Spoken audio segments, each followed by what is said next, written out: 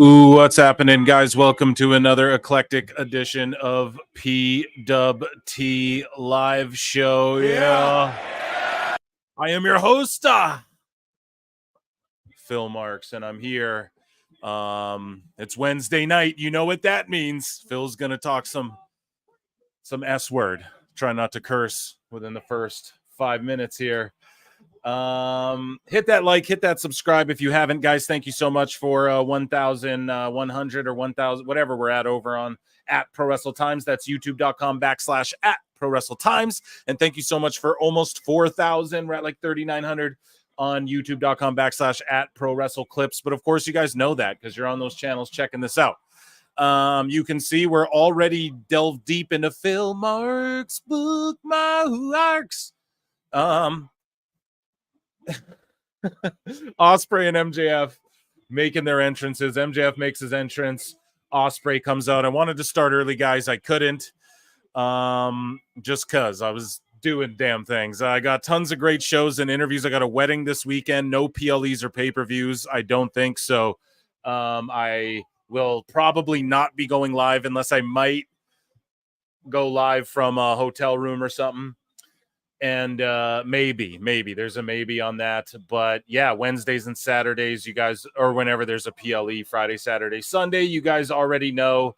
And tomorrow, podcast with Alfred Konuwa comes out. Fucking hilarious. Tons of laughs. Great riffs back and forth. And good insight from his perspective as a Forbes writer and his analysis of AEW right now. And then we gush over SmackDown. So it's a last week's SmackDown review that'll come out tomorrow morning. And then my interview with Killer Kelly, TNA Impact, TNA Knockout, former WWE superstar, NXT UK superstar. Killer Kelly's on the show. And I talked to her, a fucking tremendous interview. And probably my favorite interview I've done to date.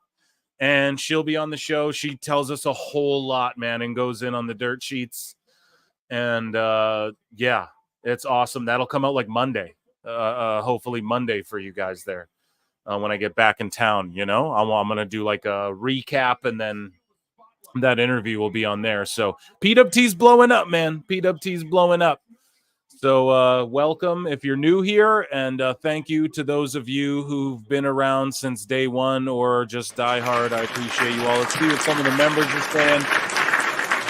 Hello, chat. Hello, Brad. Okay, you're all chatting. That's good. That's what I like to see. I'm doing pretty. Oh, you guys are going back and forth. Here we go. What's up, PWT Universe TM? Ready for the grand party. I see Flutes in the chat. Let's fucking go. What's up, Andre? PWT. Thank you so much. Make sure you guys are hitting that like. What's up, Avril? We see you. Just keeps getting better and better and better. The most insightful show on the tubes. Yeah, for sure, man. And yeah, Killer Kelly. Like, if you guys, again, she's another one. Like, if you guys don't know, you better know. You know, if you guys don't know about MK Ultra, well, the good PWT listeners, y'all voted her one MK Ultra, the half of the tag team of the year last year, I believe. So yeah, make sure you guys are checking out what she's doing. And she reveals a lot. She talks about the dirt sheets and her almost costing her job. I'm not going to stooge it all. She talks about a horror movie she just filmed. She gives us a little insight on when or if she might be coming back, the prohibited portal, the forbidden doors with NXT TNA. She's been to both already.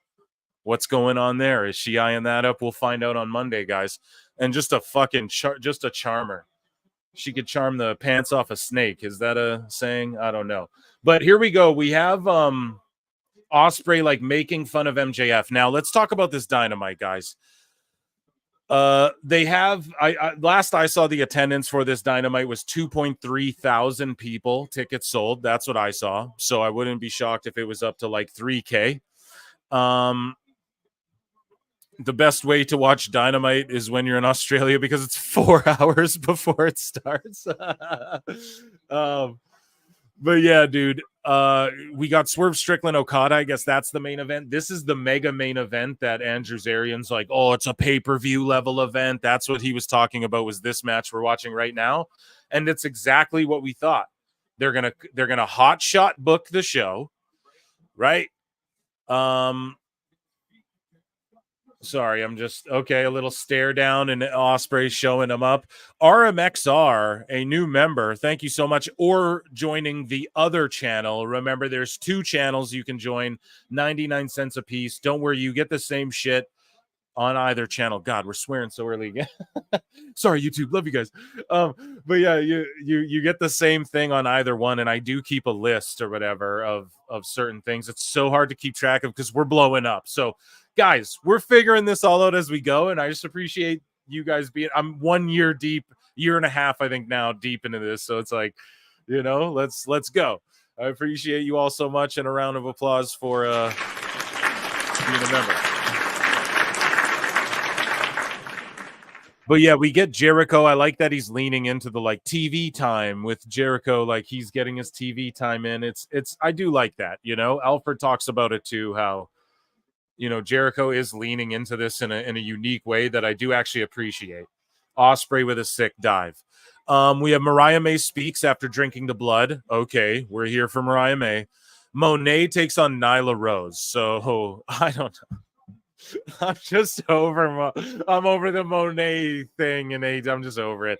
I want to see her and Britt. They're okay. This is chill. Nyla, just out of nowhere, she was in Ring of Honor.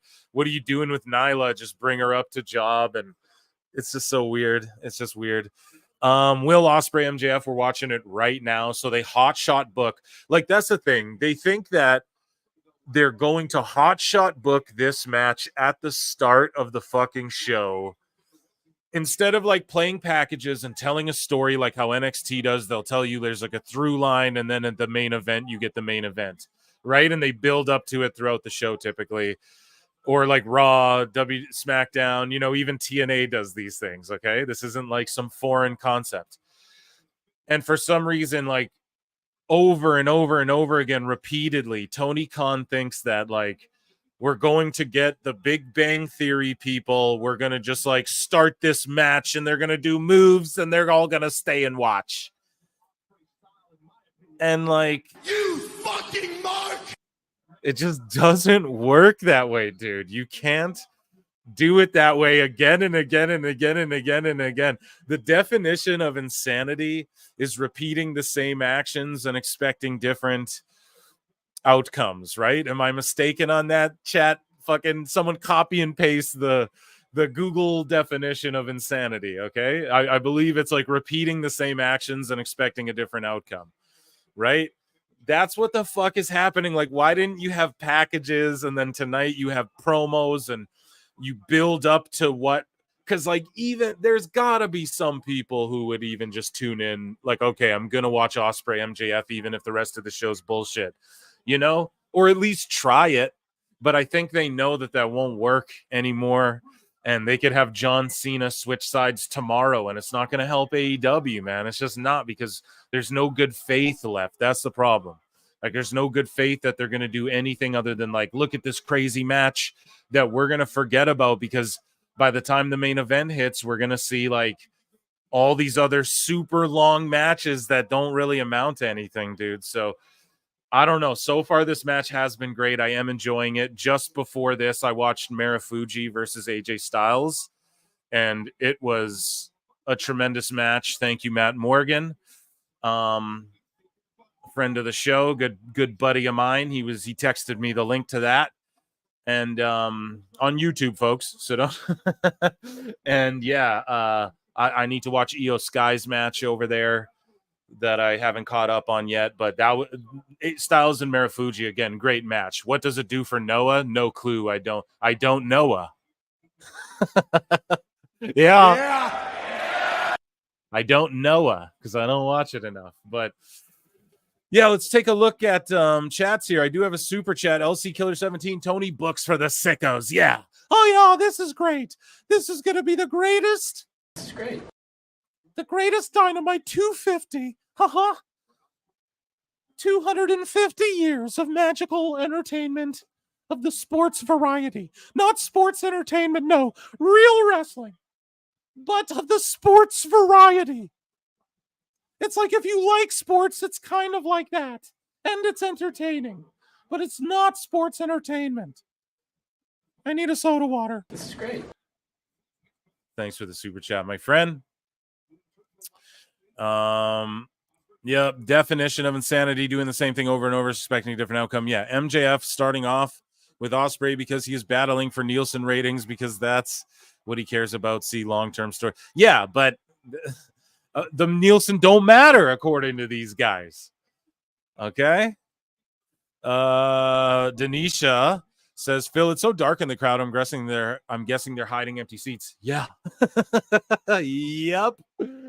It's absolutely that. They've taken turns diving. Will Ospreay's got a couple dives off. Yeah, it's that. The last I saw, they had like 2,300 tickets sold. Which again, I'm not knocking. Just put it in a smaller venue. Just put it in a gosh darn smaller venue.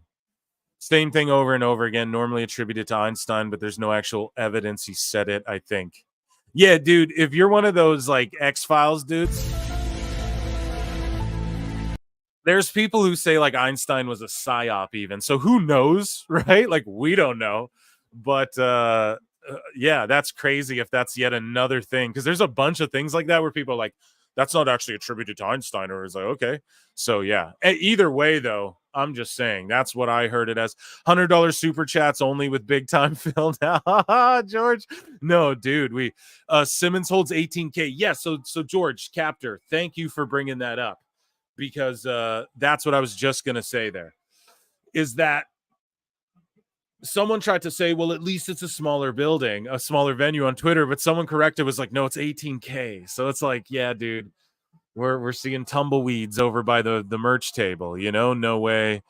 True, but it's a true no way. Yeah, no, we don't have to play that game. I don't even, who was that who came in?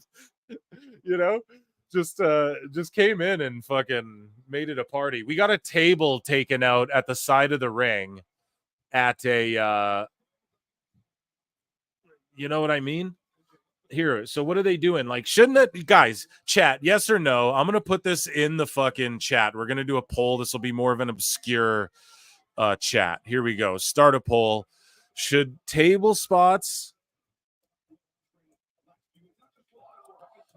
equal a DQ in a standard pro wrestling match? And I'm going to start that poll, yes or no. You guys tell me at Pro Wrestle Clips. So if you're on the Pro Wrestle Times channel watching as a member, consider just switching over to the Pro Wrestle Clips channel. And then, you know, the replay gets uploaded on the Pro Wrestle Times after for anyone who misses the show. But yeah, and don't ask why I do it.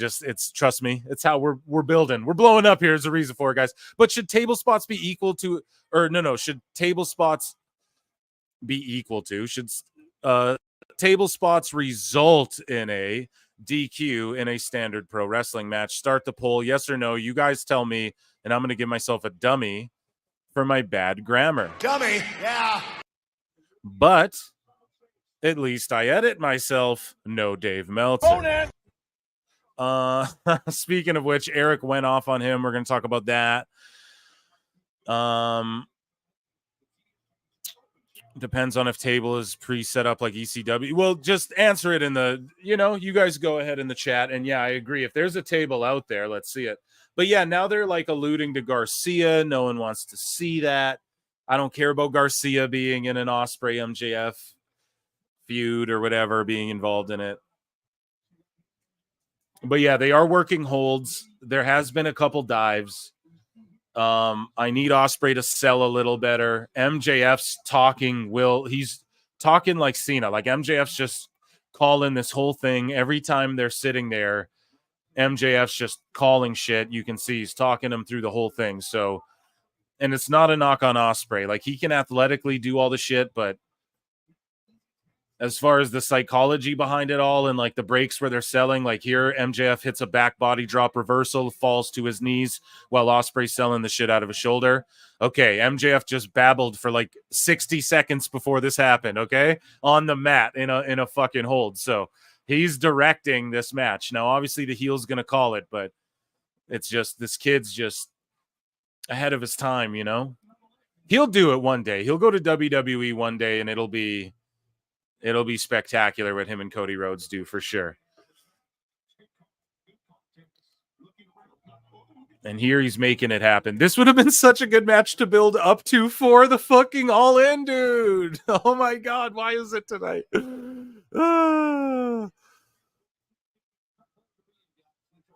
If it was setting up a table, if it was the announcer table, then I would say it's a DQ. I think setting up a table too, though. You go under the ring, you set up a table, I slam you through it.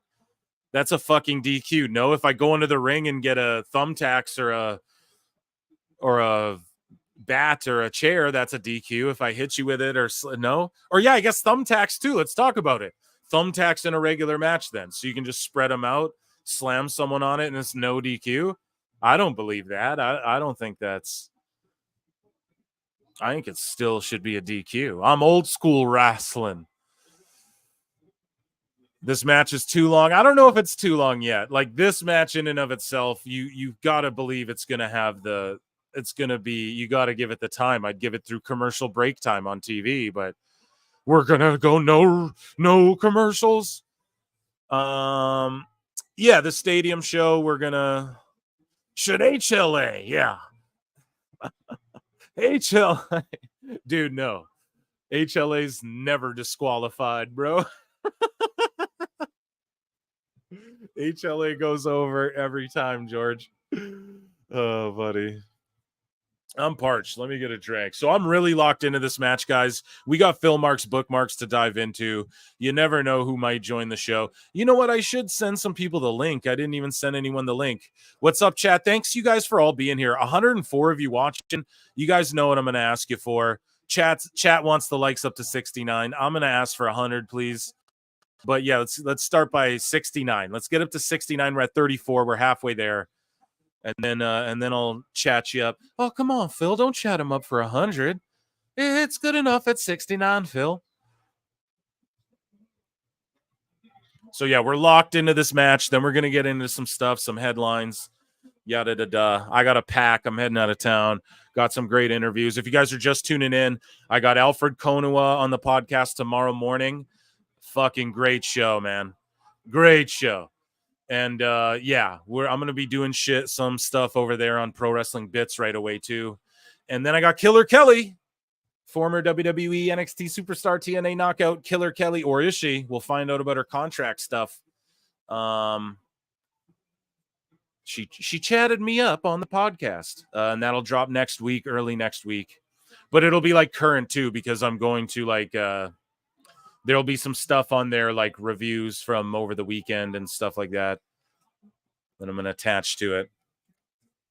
I'm bringing my gear, so I might pop on live extremely inebriated in Minecraft from a wedding or after on the weekend, guys. So if you enjoy the Saturday night shows, I enjoy them so much. I might just have to, you know. But yeah, this match, like Ospreay's selling his ass off. So I was a little critical. I was like, he needs to be selling more. And then right then they kicked it into like selling shoulder and leg mode. So I'm good with all of this. This is just a classic like flippy baby face versus like heel, quick thinking, dirty playing heel match. So this is A+ so far. Crowd's hot behind it too. If anyone in the chat disagrees, let me know.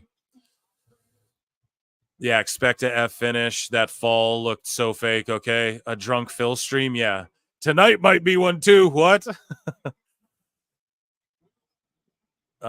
Should put a lot of asses in seats. Ospreay walks into a barbershop. Give me the C. He's confused about which knee to sell. Gio, break it down. Was he selling the right before? Or was MJF working over the right before? Or pardon me, the left. He's working I'm confused, right? This is a dummy cast tonight. Yeah, a bunch of dummies. Yeah.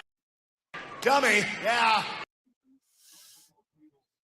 A+, but should have been at Wembley. Yeah. You know, for that alone, it's an F. You're right, Alt Jake. How you doing, Alt Jake? Hope everything's good with you, man. Hope your kitty's good and everything. Denisha, you're asking me about Camille. We're going to get into that. Camille, baby. People are trying to say like all sorts of shit to me. No, she's actually working indie dates but no, that's after about That's after months of tweeting vague shit and liking tweets of people being like, Camille's been sitting on the couch for fucking 6 months. I covered it on the show already, guys. So Vinny aside, yeah, I don't even want to see what's next. This should have been the end of the show. I agree. This should have been the end of this Dynamite program.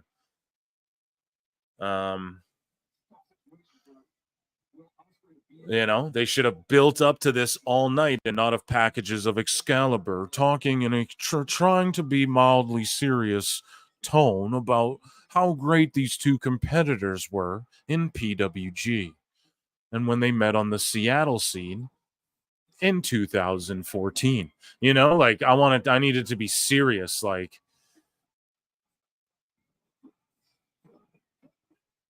sports based. In the landscape of professional wrestling, there can only be one. Both men have Wembley tattoos. Both men gambled on themselves. I'm Ving Rhames. Who's rocking with me tonight, chat? I love you guys, man. This is good times. This is good times. And if you guys think like Killer Kelly and Matt Morgan coming on the show, that's just the tip, man. Wait, just wait. Just wait, you know. I'm going to cool off, though. I'm not hotshot booking the show, right? I'm going to cool off. You're going to get some solo shows from Phil, maybe just some classic like me and Marv and some other me and Awful, you know, me and whoever. Like, you're going to get some classic, chill, just regular, some solo shows from your boy. And then, and like, you know, we build up to it, right? We're long-term booking here on PWT. We're not just like, you know, it ain't going to just be hot shot booked after this year. Ospreay selling his ass off, and I love it. Here we go. Are we going to a commercial break? Or is this a commercial break when okay, let's see. He's selling his arm off. They're working the arm and the leg. This is good shit, pal. I'm okay. 47 likes, but 61 votes. Jail for y'all. Shame on y'all, man. 61 votes, 47 likes. We got to get to at least 61 likes. Come on now, chat. Let's go. Matt Morgan, amazing guest. Yeah, so like guys, Matt Morgan is, I was talking with him. He called me the other day. We just like talk, like we're just buddies, you know? So it's like, and that's all him. Like he, for real, you know, I never would have thought it came out of left field. And I'm such truly, when I tell you, a fan of this dude and the whole Nathan, like when I interviewed him first time, I was marking out super hard, if you guys couldn't tell. And yeah, we're just like buds now. And he's just a regularly might just pop in. I told him that the other day on the phone. I was like, look, you're what, like anytime, dude, you're just a regular popping guy. And he's like, hey, that's cool with me, you know? And I was like, yeah, so just expect him, you know? He might just pop in, and he might pop in any day. He listens in all the time. So shout you out, Matt. Really, really good dude. And just a good guy, man, for real. And yeah, so just more working over body parts, working over limbs. MJF came out here and was like, no, we're going to show these haters and these doubters you don't sell. You're going to sell your ass off this match the whole fucking time. Look, another quote unquote rest hold. And everyone's going to say, all of the fucking people, all of the haters are going to be like, you know, like all of the sickos, rather, the sycophants, if you will be like, oh, they cooked, they had such a brilliant match, and they are. But why is that? It's because there's a lot of selling, there's storytelling, heel versus babyface trying to get his dives off, MJF clipping his wings, you know, taking his feet out from under him, slowing the match down for the faster, agile competitor. That's all psychology and storytelling and selling and rest holds and facials. That's the shit I tell y'all all the time, right? And now everyone's going to go, they cooked, 5-star classic. Dave's going to give it fucking 12 stars. And why? It's because of all of this shit they're doing. It's because of, you know, the stuff that I'm telling y'all makes good wrestling matches, that people with sense, I don't need to tell y'all, but I got to tell y'all. So it's in the universe, and we make these fools mad until they admit the truth, you know? That yeah, this is what makes good matches right here. Shoulder breaker goes right back to the arm. Now they're into the sequence, drops him on his shoulder neck. Kick out. Ospreay's back to selling. Sell. Lay there. Milk it. Big move. Big false finish. Ospreay, you can tell. Yeah, he's not used to selling this much. You can tell. Let's go, though. This is what we're talking about. This is what we're talking about big time. We need more and more of this. Crowds chanting, "This is awesome," at a fucking dude selling and a false finish after one big move, and they're laying there on the mat. Milk it. Let the crowd digest what they just saw. This is good. This is a tremendous wrestling match right here. So far, thus far, I'm super into this. Should have ended the show. Should have been on Wembley. So we'll dock it a bit for that. Like, it can't be 5 stars to me based on the build. It's a hot shot book match, which isn't like the worst thing, but the venue, like this should have been built up to. This should have been a long-term story that was told. Wembley could have gotten this great of a wrestling match. And again, all the sickos, they are going to fucking say, "These guys cooked. What a tremendous wrestling match. What a brilliant, oh man, 5 stars, possibly match of the year." That's what they're going to say. And why is that? It's because of these elements. And they'll be right when they say that this time too, guys. But they'll be discredited because they cry wolf so many times about when they say Garcia and Bryan Danielson 5 stars, you know? Here we go. I think it's crazy. Ospreys can't sell and people love him. Tony Blue is loaded with this match. This is a Wembley. Exactly. Cinema. They're trying to. Does it bother anyone else that they can do this but never do? Yes, all Jake. That's the underlying problem that you have to like ignore in wrestling now to enjoy it these days. Like, even if you WWE less so, but I'm just telling you, Jake, it's like that's the thing in wrestling. That's like the modern suspending your disbelief. It's no longer like, oh, these are real guys who could fuck us up and I wouldn't want to mess with. It's like you have to like suspend the fact that like they know that they don't need to do all this, but they do, because of the state of wrestling now, like half this shit 50 years ago or 30 years ago wouldn't fly, but it is what it is. So yeah, 30 minutes into a match, a fight forever chant. Yeah, that's a whatever chant. I've participated in them in the past when I was younger as a mark for sure. Fight forever. And I get where the sentiment comes from, but yeah, it's as you get older and more cynical, as Jim Cornette would point out, like that's defeats the purpose. Like the idea is you want to see the hero beat the villain and save the day, It's like, yeah, true. And yeah, so these guys are fighting because of Daniel Garcia, pretty much.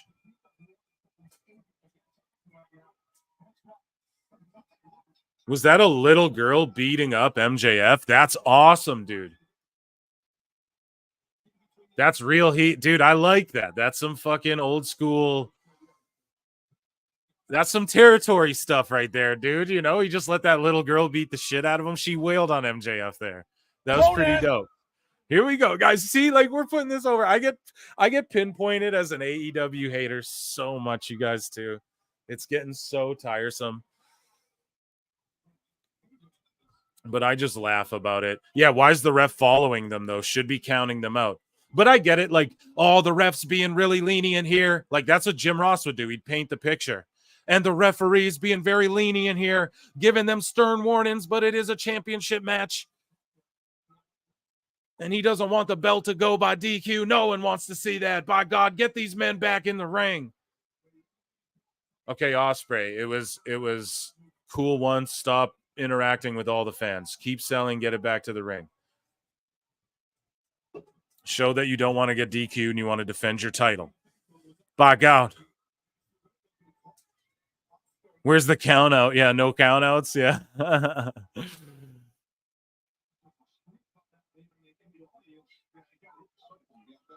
Oh, man, I appreciate everyone for being here. Run those likes up, please. And if you're not subscribed, subscribe. Like, what are you waiting for? You love this channel. You do. And even if you hate it, you're watching. because it's better than all the other shit out there. So you're going to just subscribe anyways. Tap in with what I'm doing.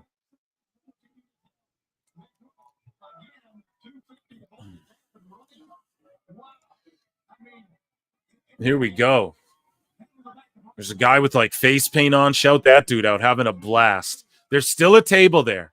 See, it just should have been there. Ooh, like, why not have a timeskeeper area by there so if someone needs to go through a table, just adds a sense of realism. It's not like, I don't know.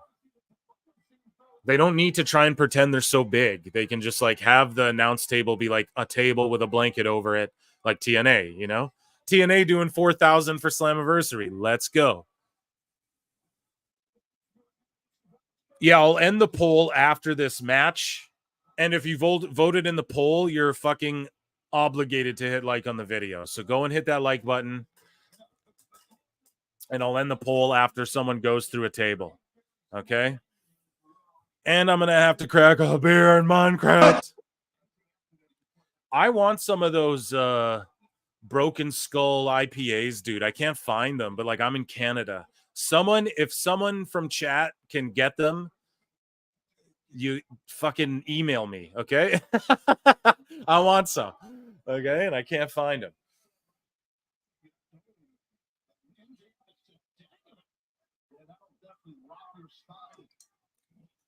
I'll do a review on the Patreon or something. Or just on YouTube. Fuck it. Oh my God. There we go. A Long Island sunrise, they call it. Okay. You get one pile driver with me kick out. That's it. So I'm still okay. Like, I'm okay. I'm okay with one. You get one. If there's another fucking pile driver that someone kicks out of, or if they trade destroy, like if now next up Ospreay hits a springboard destroyer on the apron, I'm fucking done. If that was it, like Ospreay even rolled to the apron to not get covered. Smart. He knows there's no countouts now out of nowhere. You what? But so I'm okay with all that. But if I see MJF pile drive his ass through this table and that's not the finish, I'm fucking out. Then you got me tapped out and we're working with like a B- working down. You know what I mean? That's my opinion. No, don't get offended, man, with the Canadian Destroyers too, chat. Yeah, I'll try and show all these. There's a ton of you in here, guys. I'm going to try and show all the members. If you really need something to be heard, send in a snooper duper chat. And yeah, what count? Okay, yeah, we covered those ones, guys. Trying to keep an eye. And yeah, the Destroyers, bro. Scully Vibes, what up? We believe in Joe Hendry. Hope I'm praying he shows up. I'm gonna do it every show till he shows up, guys. But yeah, it's okay if you hate that move. You know, it's really. I mean, Petey Williams said it himself. Like he created it not to be a finish, not a transition, and I agree. And it's not some move I'm like, oh, you know, I more attribute like the sharpshooter, the single leg Boston Crab, even, you know, from Lance Storm. It's sort of a Canuck move. I don't know who invented it, but I attribute that to Canucks. Yes, we want Hendry, bro. We're going to say his name on PWT. I believe in Joe Hendry. Every single week till he shows up, guys, okay? Now, that might be a seed. Who knows? It might not be, though, but we're going to believe. And they do say if you say his name, he appears. Now, sometimes you got to say it more than once, but here we go. They're on the outside. MJF breaking the count there, but why? When there wasn't a fucking count before. Fucking Mark! And Bryce Remsburg is who I'm talking about there. You guys like the new addition to the soundboard?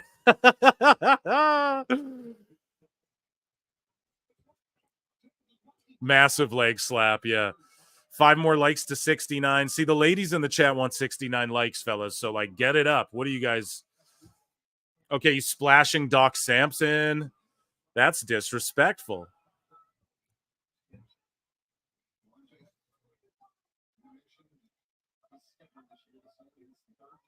For a TV match, going a little long, bro.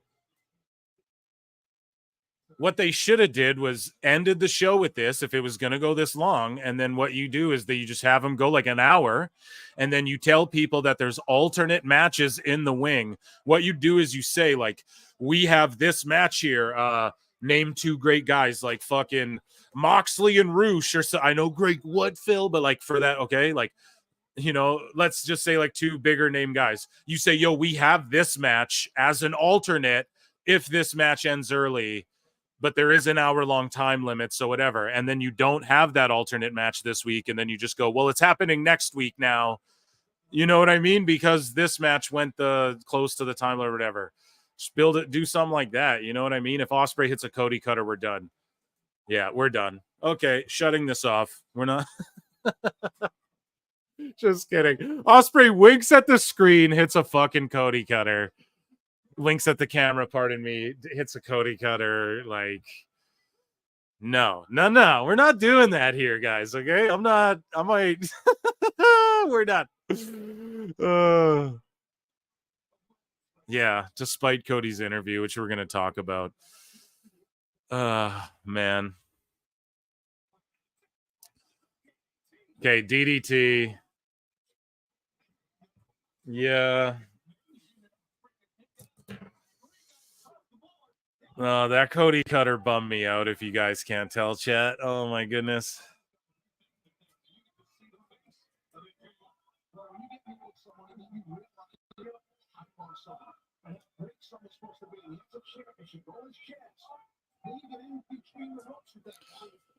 Okay, I'm tweeting stuff out here.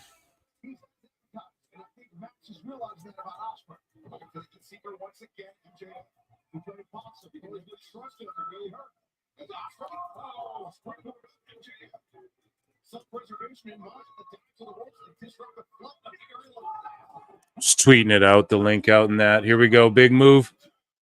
Kick out.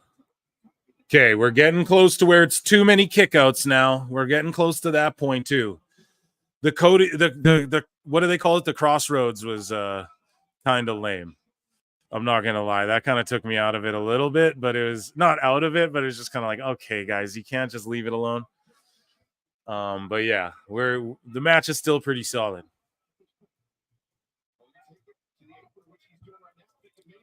Come watch with us live.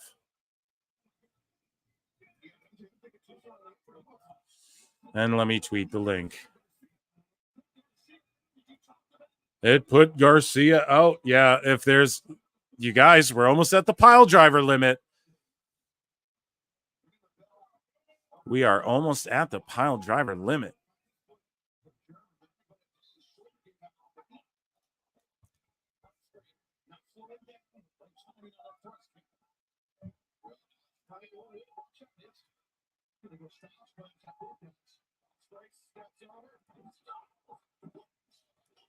Styles clash on the apron.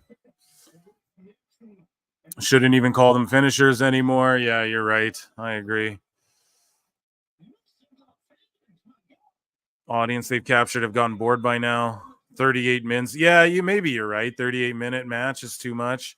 Here, sorry. I got DMs coming in. I think people want to come on the show.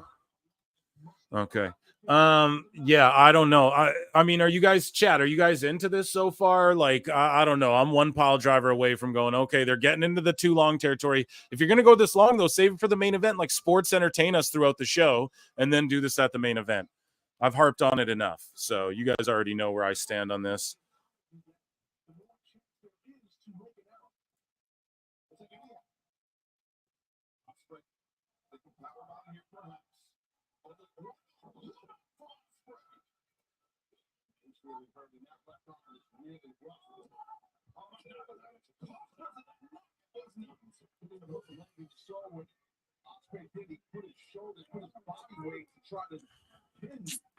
Oh, I got a message from Alt Jake saying that he can get me some broken Scullies and that they'll be in Vegas for Mania. Okay.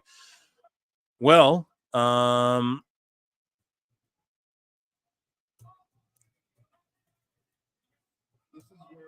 just responding to some DMs here.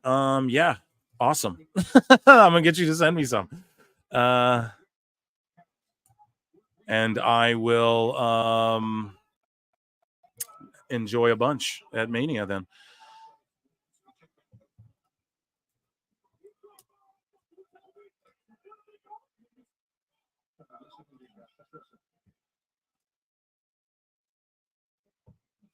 So now they're checking on him, and I don't like this in a wrestling match. Call the match off. If he's too hurt to continue, you call the match off, right?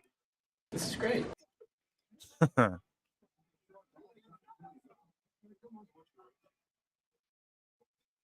Hell yeah, what? Here, I'll give you a what? I'm all over the place here. What? There we go.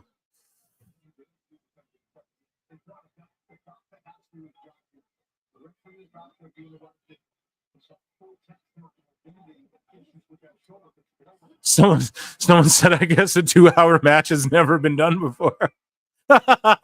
Sorry, Breeze by. Oh my god, that's so funny you said that, Andre. 67 likes, guys. 122 of you watching. Please hit that like button. We got a bunch to cover here after this match, and I guess they're ending this in an injury angle. Just match should be called off. I hate when they do this in WWE or AEW. I hate when they do this.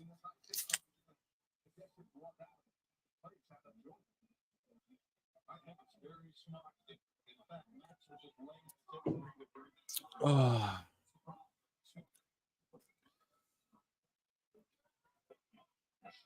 Would have been good to get heat on Ospreay there if MJF just like jumped him and was stomping him right after he said it was, 69 likes. Woohoo, guys, like 120, 130 of you up and down, close to that number watching. Please hit that like, please hit that subscribe. Yes, I'm going to beg you for 100, but it just helps me out so much. And you guys always come through. So I have faith. Huh? And yeah, we got some stuff to cover, right? Because like Dose was talking all this shit about the 15th of July. And I'm not going to bury him, but I want him to come on. Hopefully he comes on even for 5 minutes, talks about, we didn't see shit. Nothing about no WBD deal. I'm going to get into that. We saw Tony Khan show up in a fucking WBD hat to do random interviews. So we're going to talk about all that. And yeah, I got a good handful of Phil Marks bookmarks to delve into. Don't worry, guys. I'm going to get the blue check too and get the folders. I'm just going to do it for the show. And I'm willing to embrace the hate I get and for being called a cloud farmer and all of these sorts of things. And we're getting a kiss or a bite. That was a bite. Good. Thank goodness. We were save the HLA for later. Save the HLA for Mina Shirakawa or my plane. Yeah. I've been battling COVID this week, and this show has been more painful so far. Oh my god. Oh my god. Get better, dude. Get better. Man, people got triggered over like me covering a tombstone. Okay, finish right here. If this ain't the finish, and you know it's not. Okay, matches. We're at the pile driver limit. This is a B- working its way down now.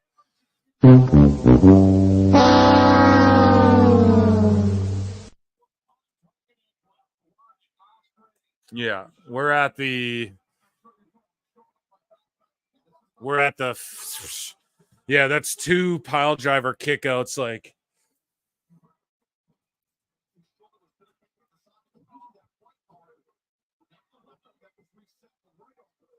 yeah, it's fuck, man. What's the story then? I don't know. Like, where do we go from here? His arms are shutting down. Let me drop him on his head again, and his arms aren't shut down. Come on, man. I'm just like you guys. I'm kind of speechless. For once, your boy Phil is like, come on, they had it right here, and they had to do another tombstone. Like, they had to do that. So what is he gonna punch him with the dynamite diamond ring and get the pin? Like, come on, man. Come on. Come the fuck on. Stressful. Tony's booking, yeah, on display here. It's fucking, he's sitting there going,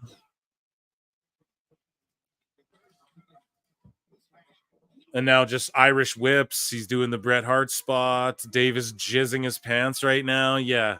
I mean, it's not even a bad match. It's just like another pile driver. You got to bury everything. Like, what's anyone going to do later in the show? Why isn't this the main event then? Or like build up to this for fucking 6 months. And then when he kicks out of 2 tombstones, I go, oh my God, bro, it's insane, you know? But even the crowd, they're flat now compared to earlier. It's just like, really? You know, this is what's happening.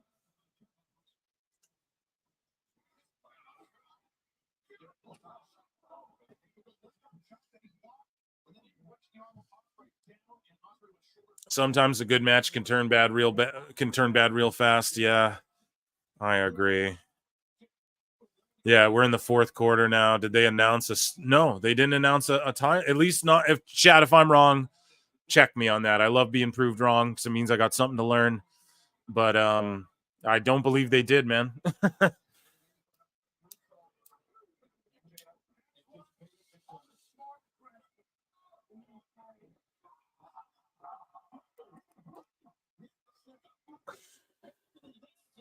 That was a great spot. MJF goes, that's why I'm the smartest wrestler in the entire world. Then he gets hit with a dive from behind.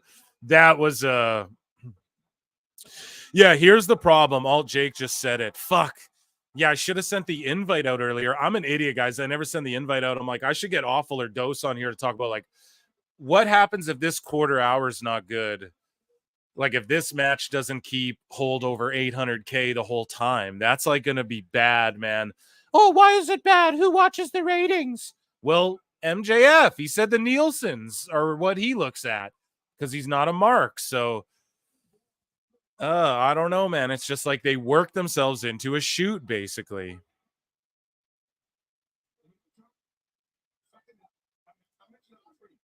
I just saw neckbeards on another channel literally saying they were getting emotional, bro. Emotional, yeah.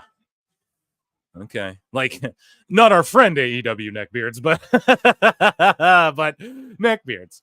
The time limit 2 hours with optional overrun. Yeah. Yeah. And Tony and I paid for overrun in case they need it on this match. The first time in history, overrun's been paid for.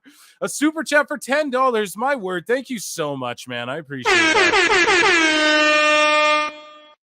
The Snakes addiction says, with their ratings so low, they should appeal to MAGA. Oh my God, what the fuck? Tony can say he's receiving bad press from woke podcasters, accuse the WWE and their liberal allies trying to get them canceled. You know, that whole victim. Okay, a Styles clash off the top. Now, this should be a finish too, but Ospreay's selling so he can't get the pin right away. I'm okay with it. I'm okay with this, but not after 2 pile drivers. Sorry, back to this incredible super chat. Thank you. Should appeal to the MAGA. So, like, by what? Like, just going out publicly and being like, well, we're getting canceled by woke podcasters. Yeah, but that wouldn't be true, right? Because the people who would fit that description, though, I don't even really, honest to God, know, like, what does that mean? I don't, like, fully get it, like, when it comes to wrestling. Like, what would, like, a woke podcast? I'm not sure, but I think those people fitting that description would be the ones putting AEW over all the time, no? But, like, maybe, yeah. I mean, there's a lot of people doing that, and it's paying off, so maybe, but I just think like getting political is stupid for pro wrestling. Like you don't want to do that. I was saying that before too. People got triggered by my Donald Trump bit. Like, guys, did I not do that funnier? Like, bro, I talked about like he's a Hall of Famer. If it was like George Bush got clipped in the ear, I wouldn't even talk about it. You know what I mean? But it's Trump's a Hall of Famer, so it's not like I can ignore it because it's a Hall of Famer of WWE. So it's like I have to talk about it. Like if some shit happened to Kid Rock, I'd bring it up, or Snoop Dogg too. And I'd sacrifice the clips for it because I do my show the way I do. But I didn't get political at all. I made it to a joke where Jericho was the correspondent on the scene. Like, is that not funny? And then I like Rick rolled y'all with Jericho elbow to the outside on a table. It's finished. But yeah, I think political and any like entertainment's just not smart because then you lose people of the other political thing. And even if you are political, I don't think that should trigger people, but it triggers people. So even me talking about this right now probably triggered people. So thank you so much for the super chat. I hope that answered your question or fulfilled your statement. And yeah, I wouldn't like try and ally with like with anybody. I would just put on a good fucking show and not play victim. The key is don't play victim. You know what I mean? Thank you so much for that. We got other chats here. Shaggy Phil 73 for $5 says, Phil, it's a bad match. You're a fan and you were excited then sad during the course of the match, and it wasn't intentionally. It's bad. Yeah, I mean, it's gone on pretty long. They're picture in picture, an elbow drop through the table. We're gonna end the poll in the chat. You guys are saying it's a bad match. This is one that I feel like I'm gonna want to watch back, even though it's so long. And maybe my tune will change. So far, it's good, but yeah, no. I mean, guys, the two pile drivers. The fact it's like a count out spot now after there was no count out way earlier, after he drove him through a table, you think the referee, like kayfabe wise, would go, hey, he just drove him through a table, so I'm not going to count now, and I'm going to make sure he's not injured. Like, you think the doctors would come in right now, as opposed to like, oh, I'm not going to count when they're fucking fighting through the crowd just for no reason, when that would be the time to count them both out because they're both not listening to me. There's no psychology, and you're probably right objectively, right? Subjectively, I'm trying to mark, like, I do want Ospreay and MJF to be a great match. I pop for fucking Ospreay's music when it hits, you know, like all that. You're right. You're absolutely right. You know, and they probably should have ended it probably 15 minutes earlier. So thank you. Thank you for checking me, Shaggy Phil. Scully Vibes for $2 says Trump no sold a gunshot. Trump is all. You what? Yeah, dude. Trump got pegged and he's like, where's my shoes? No, but for real, dude. No sold it. Yeah, and we call that the AEW special, dog. And this has been a 50 fucking minute match so far. So I don't know. Drink another beer. What? Yeah, Scully Vibes. Thanks so much. And Scully Vibes, man, thanks for always holding me down on X and holding me down when these dirt sheet creeps try calling your boy Phil out, even when I'm giving them their due. You're the man. I appreciate you so much. And we believe in Joe Hendry, folks. You ain't hype for $5 says, and round of applause for all the super chatters here and everyone in the chat. 129 of you watching. Let's get those likes up to at least 100, and then I'll quit asking the whole night. I swear to God. But just shout you all out, man. I love you guys so much. I love doing this show so much. I want to do it more and more. My goal is to get to where I'm doing Monday Raw, Tuesday NXT, Wednesday Dynamite, Thursday TNA, Friday SmackDown. Like, that's the goal. That's what I want to get to. So to do that, I need you guys to hit like. I need you guys to subscribe. Even if you're hate watching, I love you. Okay, you ain't hype. $5. The rest of the show is ruined. It's ruined. It's ruined. I'm sorry. It's ruined going forward. It is, dude. Nothing is going to follow this match on any level. This clearly should have been the main event. Exactly. And you ain't hype. In fact, they should have sports entertained the shit out of us with promos and all that. Tried to, at least, and all that other stuff before, even if it was bad. And then, yeah, give us this at the end. And just end it on time, too. Don't have a shitty overrun for this. Just end it on time, And then you would have and then throughout the night, you build up like interactions between these two and tell more of the story. And then at the end of the show, maybe you get an increase in viewership. And that's a W for AEW. If AEW can start booking where, dude, this is how simple it is. Like, they put it in the WWE video game. How many of y'all in chat are playing 2K24? How many of y'all in chat playing 2K? Let me know. In 2K24, you play the GM mode, and they tell you in the GM mode, yo, you want to book the start strong and you want to book the end strong, and then you want to make sure you want to have everything strong, but the middle is where your kind of viewers are going to fluctuate. So you want to end with a bang and start with a bang. They tell you that in the video game, bro. Like, it's NET. What show starts out where they bore you to death to where, think about Family Guy. Family Guy is one of the most intelligently put together shows ever. I haven't watched it really in recent years, but especially the early years. What do they do in Family Guy? there's almost like a mini episode at the start of Family Guy of like, and even though it's random nonsense, it then sets up the random nonsense that's going to happen for the next 23 minutes or whatever. That's all you need to do. It's what NXT does. So even if AEW starts booking to where, okay, like ignore Big Bang. It's hard because the Big Bang is in the way, right? But it's like, okay, we have 800,000 to start the show. We get down to like 7,676, and then at the end we get back up to like 8,850. Even though it's no million people, that would be a W if they could keep doing that. And then there's no overrun, and they stop talking about the overrun and the lead in. If they do those, if they stop talking about the overrun and the lead in, and they start, and then we start looking and objectively the metrics say, like, even if the numbers are lower, okay, they're at 650 here, then they go 5-4, 5-4, and then at the end they're back up to 6 or 650. That's a W for them because at least they're like on the right track. It's not like just tomorrow they're going to start getting millions of viewers every single week and the whole game's going to change. That's not how it's going to go down, guys. It's going to be a slow thing if they ever get it together. So I'm looking for things like that, and it's not happening that way. Here's their opportunity to do things that way. And they didn't. I hope that answered I hope you were fulfilled. You ain't hype. Appreciate you so much. Play my GM consistently. Guys, so I need WWE. If you guys aren't getting the fucking Discord, and I need some WWE 2Kers to draft against me for my universe mode. So obviously that shit's not online like NBA.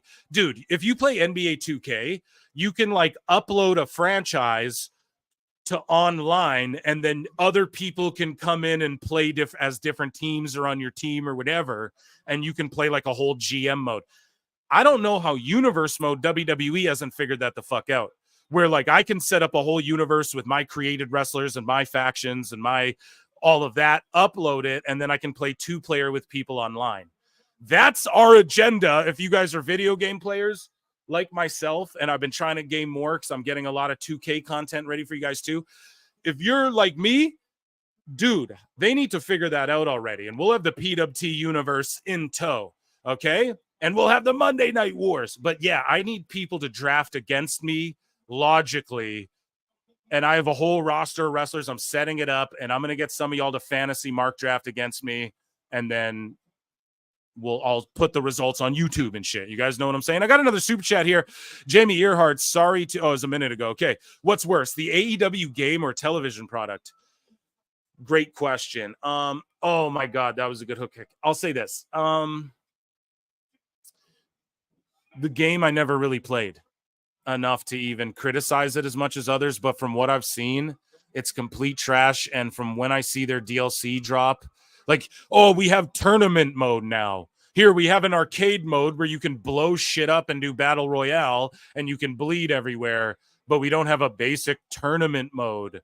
And there can't be more than 4 wrestlers in the ring. It's like, and here's Samoa Joe fucking 8 months after the game already came out and you got to buy it for $20. That's all just bad. So I'd say equally bad. It's all equally as bad. That's what I'll say. But yeah, guys, if you guys are gaming, let's game. We're going to game.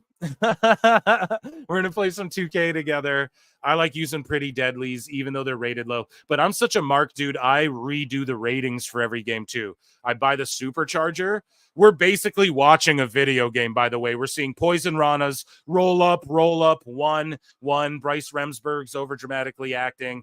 We're seeing fucking spot, move, kick out, Spanish fly, you know, kick out. It's like, whatever. Now we're just in the AEW matrix of fucking doing too much. But speaking of video games, so yeah, we're going to game out. I redo the ratings though every year.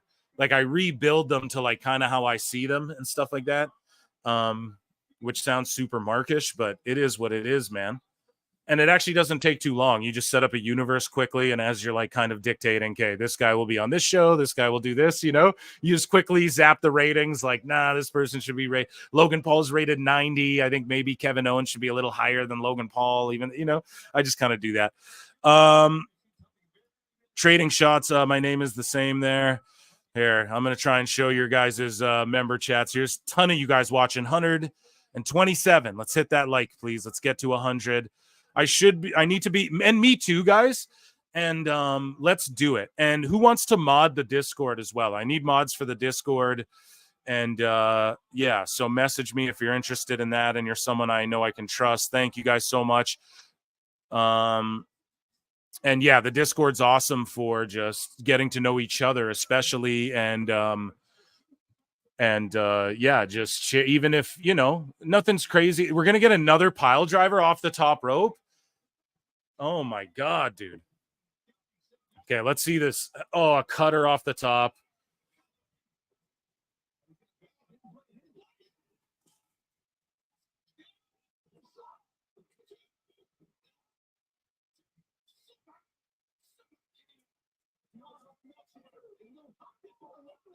Another kick out.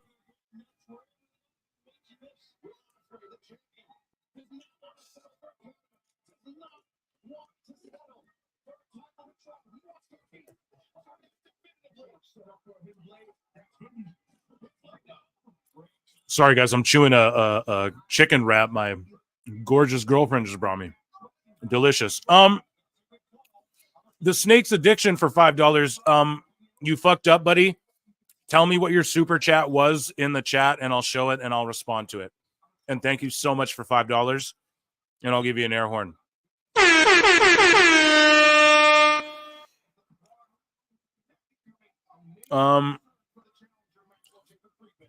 Yeah, 30 more likes, guys. And chat, can you please find out what the Snake's Addiction was trying to ask me, please? Here, let's see. Bon appetit. Thank you. Yeah. She brought me a wrap and some soup. Always trying to make sure I eat healthy. You know what I'm saying? Yeah, Snakes. I muted the word Fightful completely on X. Talk about actual game changer. That's crazy. Yeah, Snake's Addiction. Let us know in the chat what your question was, or if you were even trying to ask one, and I will respond the shit out of it. Thank you for the super chat. And yeah, we're just seeing kick out, kick out. I hope somebody fucking loses already. This has gone over an hour. So he won't drop him on his head. What kind of soup? Cheddar broccoli, which is the best kind in the world. And I have a nice healthy chicken wrap here with some cucumbers and some spice. I'm a spicy fella. It's going to go to a draw. What's the time limit, though, guys? Chat, what's the time limit?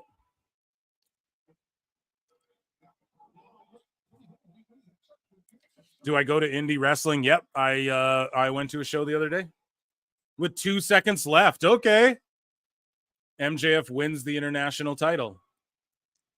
Is that what just happened? Yeah, cheddar broccoli is the GOAT. Without question. Okay, the winner. MJF. Emotional damage. Emotional damage. So it was an hour-long time limit. I didn't know. Were they making that a big deal leading up? Because I didn't hear or see any big deal of, you know what I mean, being made of this time limit, but maybe they did that intentionally, but then he pinned him at the time limit. So MJF, the new international champ, I think it's smart to give him a belt, but I don't know. Ospreay's booking's just been all over the place, and I don't know. They did the damn thing. Chat, what do you guys think? Let's look at let's end this poll first and foremost. We're gonna end this poll. 77% of you think yes, it should be a disqualification. Now I'm gonna start another thing in the for you guys, a Q&A. What do you grade?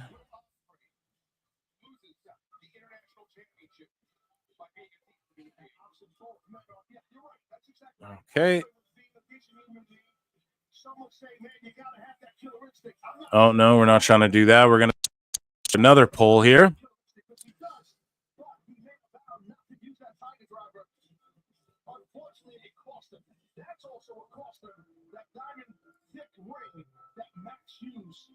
A, B, C or D? Okay, let me know in the chat. Vote on that poll. What would you guys rate it, an A, B, C, or D? And if you'd voted an F, then I don't know. Just say it in the chat, I guess. I don't think it was a complete fail. They're bringing a dude out on like oxygen. They got dudes out on oxygen and shit. The Snake's Addiction. Yeah, did we find out your question, buddy? Don't let me forget. Unless you were just dropping a $5 to be like, yeah, I'm that dude. Because in that case, thank you. Yeah, you're just like gone now. Appreciate you. F. Okay, we got one F. Headingite. Should you smoke a bowl or a blunt in Minecraft? I'm a dude. I like either, you know, when I'm out and about, if I'm outside and enjoying the sun or whatever, you know, I'm a bleezy. If you what do I do here while on the show? I got my little bowl and I just kind of pack a little one tutor and in Minecraft and I let her rip, you know what I mean? So do what yeah, it's like I feel worn out. Like that was the show, right? You know what I mean? Like that's the end of the fucking, and then you have a guy standing here going, I'm the best wrestler alive, even though we just saw two guys go to like an hour-long fucking Broadway. So as far as I'm concerned, Dynamite's over. We'll keep an eye on it as the show goes along. But let's jump more into Phil Mark's bookmarks as I turn my TV down. And I myself indulge in a little bowler bleezy in Minecraft. So chat, make sure you run those likes up. We're going to get into some headlines here, some stories as we do. But I want to know too, what do you guys think this will pop for a rating? Like, do you think they keep 800,000 folks through that whole match? Do you think that was too much? That one was really for the sickos, I would say. Yeah, if that was like a WrestleMania match and they built to it, that would be like an all-time classic, maybe. I don't think, pardon me, they would book the excuse me, as much pile drivers, etc. And we have Swerve, the world champ, interacting with Max Caster now on Dynamite. How the fuck is that what you're doing with your world champion? And like, what's going to come in this show now? Mercedes Moné? Who's looking forward to that?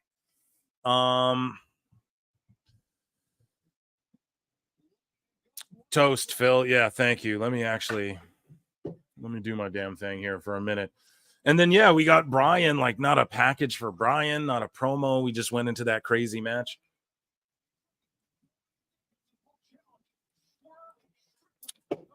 $130 of you in here. Get those likes up. We're going right into Phil Mark's bookmarks here right away. I'm milking it, though. I'm letting that poll run. Make sure you vote in the poll. Letting that poll run deep. Pause. We're almost there. 27 more likes. Champion versus champion tonight, too. No hype on it. Who cares? We just saw an hour-long title match. So who cares about fucking Strickland versus Okada? Y'all know what I mean?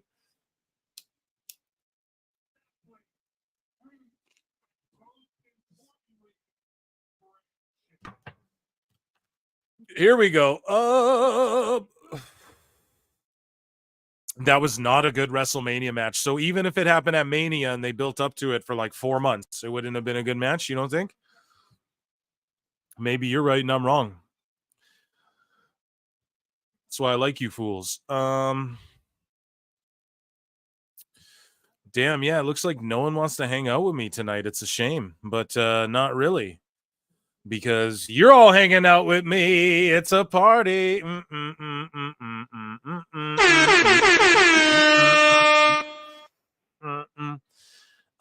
I'm trying to get, I really want Awful in here. You guys know that I love getting his, because he's just getting, because I'm so optimistic about the match and chat's checking me, but I do like Awful to come in and be as cynical as possible, you know, because the truth always lies in the middle. But either way, whatever he's up to tonight, God bless him.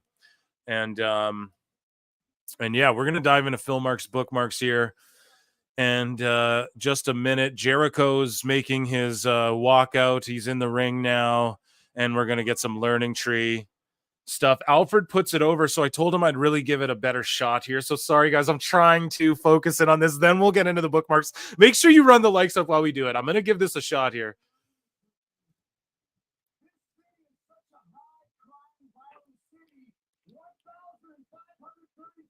Where's Hairline and Ant Evans? Hairline guys, yeah, that's a whole thing. I'll get into that maybe on like a member show. I mean, obviously he's not here all the time, and that's its own thing. I mean, we can only what do you guys want me to say? You know, like I don't want people to heel turn on him or anything, but it's just, you know, people like whatever. It is what it is. And then Ant Evans, that's my guy, and he can come on anytime he wants to as well, but he's like busy as shit, and he's like, you know, does shit with Bischoff and stuff. So I'm just trying to space it out. Like he has so much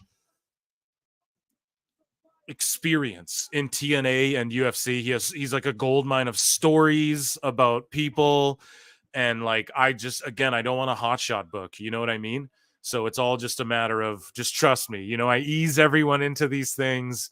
You see people return after they come on. People never just come on and leave forever. You know, there's always a return. There's always a, no, there's no heel turn. It was just like, you know, he turned heel on me a little bit, sort of, but that's a whole just, I'm not going to like dive into it and everything. And it's not like we're friends and that's my friend. So it's just better.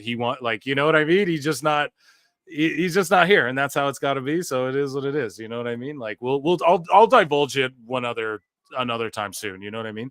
It's not some big, clearly there's no public fucking execution or anything. It's not some big thing. That's my friend, you know. I just don't want like commenters and stuff. Like people might just turn on the dude, and I don't ever want that. You know, that's why I've never just been like, this is what happened and here's why. It's just me for the most part. And it's been mostly me for the majority of PWT. So it's not like that's a huge, you know, and if he wants to come on tomorrow, fucking doors open. He can come right on, and he knows that. So it's just, you know, people with different journeys in life. That's all it is. So but yeah, we're watching this Jericho thing. We had Matt Morgan on the show, and he was like, dude, I worked both these guys. Poor Samoa Joe. And now we have Minoru Suzuki coming out, who's teamed with Jericho a bunch. But now we're to believe he's going to come out and beef Jericho out. You know what I mean? Which, like, I love Suzuki, but he's definitely older. You know, he's got to train the next generation. I love seeing Suzuki whenever he comes out. I'm a New Japan mark, especially that old school Bushido pride. Fucking, he's had real fights. You know, he's a ledge. So I'm down. Here's the thing. I think typically he's teamed with Jericho. No, I think maybe they had a match, but hasn't he like used them as like a menacing New Japan guy? So now he's going to be against Jericho, which is inconsistent for AEW storytelling, at least as far as my recollection is, being in the uber Phil Marks that I am. But, you know, weren't they feuding with Shibata and stuff? I'm just sitting here a little confused, and I'm trying to give Alfred the benefit of the doubt, but I haven't been into any of this learning tree stuff. So here, I'm going to answer questions. We're going to go into Phil Marks bookmarks. Paul Trianto. So now he's dropped the belt. Assume Ospreay beats Strickland. Way to telegraph it. By the way, great show about Power Slap and how TNA used YouTube. Yeah. So if any of you guys are unfamiliar, like Ant Evans is, you know, he helped TNA. Like he did their whole YouTube, bro. Like the way they re-garnered, man, there was like wrestling pundit, like Twitter influencer type people, if you'll call them that, users with lots of followers who tweet about wrestling, who were saying like, yo, on Thursdays, we whip on old TNA. And they made a huge social media impact. And I always said that, like, my theory was the reason they switched back to TNA was because of the YouTube algorithm. And I know this firsthand. This is for real. If you do use like hashtag TNA, even when it was still called Impact, TNA was more popular than like using hashtag Impact or Impact Wrestling or whatever, like for the algorithm. You know what I'm saying? That's a truth on my end. I can tell you guys that for sure. Now, I brought that up to Ant Evans, I believe, because I've interviewed him twice now. I talked to him on Toonie Talk, and I was asking him a bunch of shit on there as well. But Ant, like I think he disagreed with, maybe it wasn't him, maybe it was someone else, but I think that was sort of shot down by someone like, nah, I don't think the YouTube is why they went ahead, and he would know because he knows the real reason. He was like Scott D'Amore's right-hand man. He was like Dana White's, like, you guys can go and see UFC press conferences where it's Ant Evans and not Dana White, like when he's not there, you know? So like, that's him. He was that level, like making the fighters square off and telling the city about the business.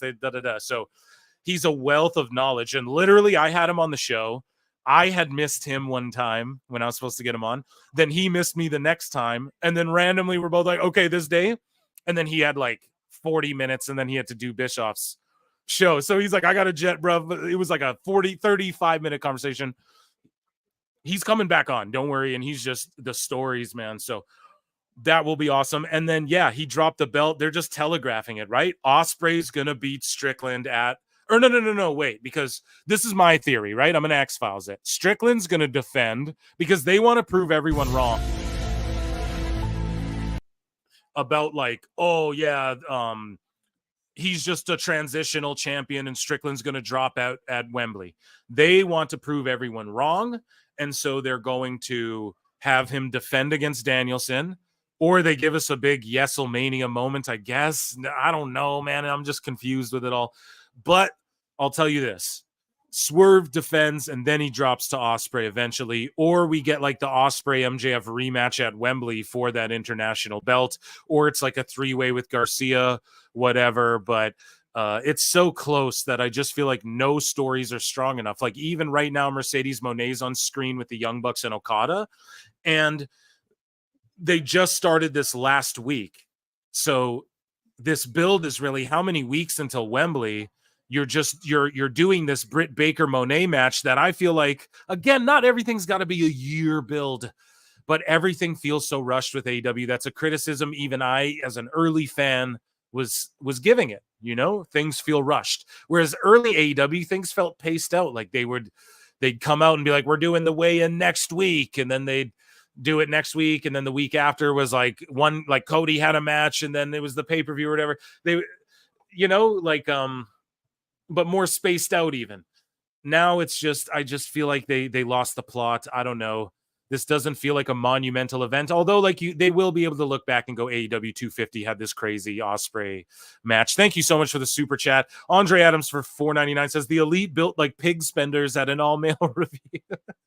Big spenders at an all-male review. Andre, I don't know how much of the chat knows what is. Dude,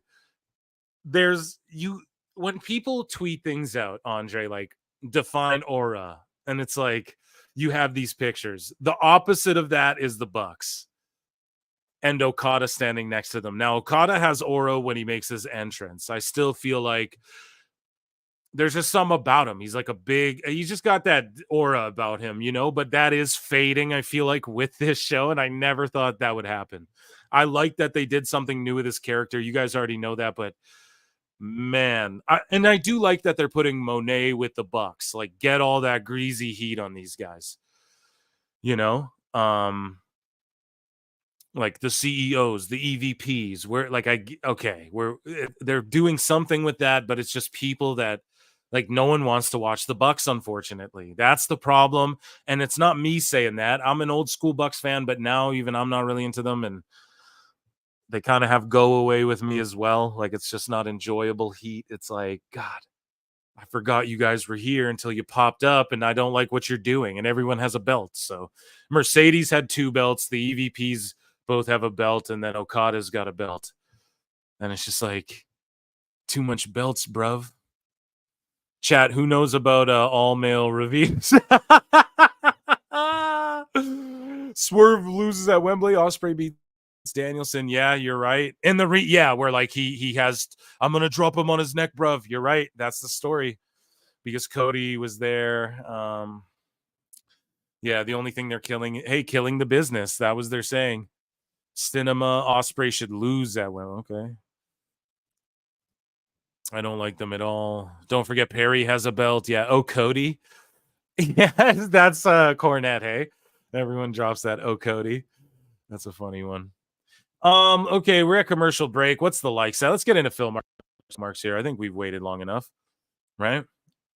Let's talk about some headlines. 78 likes. Come on, y'all. There's like 136, 140 watching. Let's get that, run that up to 100 likes. And then we're going to dive into the bookmarks here.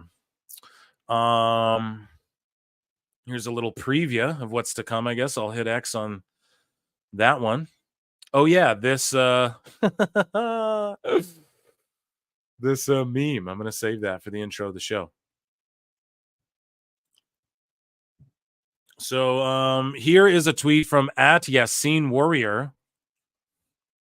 These wrestlers that absolutely cook the shit. No, we'll save that. We'll save that. It's got Meltzer's name on it, so we're going to Matthew Gregg, Botchamania, right?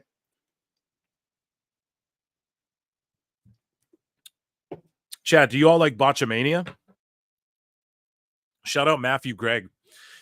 So at Matthew Gregg from Mania says AEW, Jay White is injured and we can't allow Juice Robinson to defend in his place, so we're stripping the Bang Bang Gang of their AEW trios titles.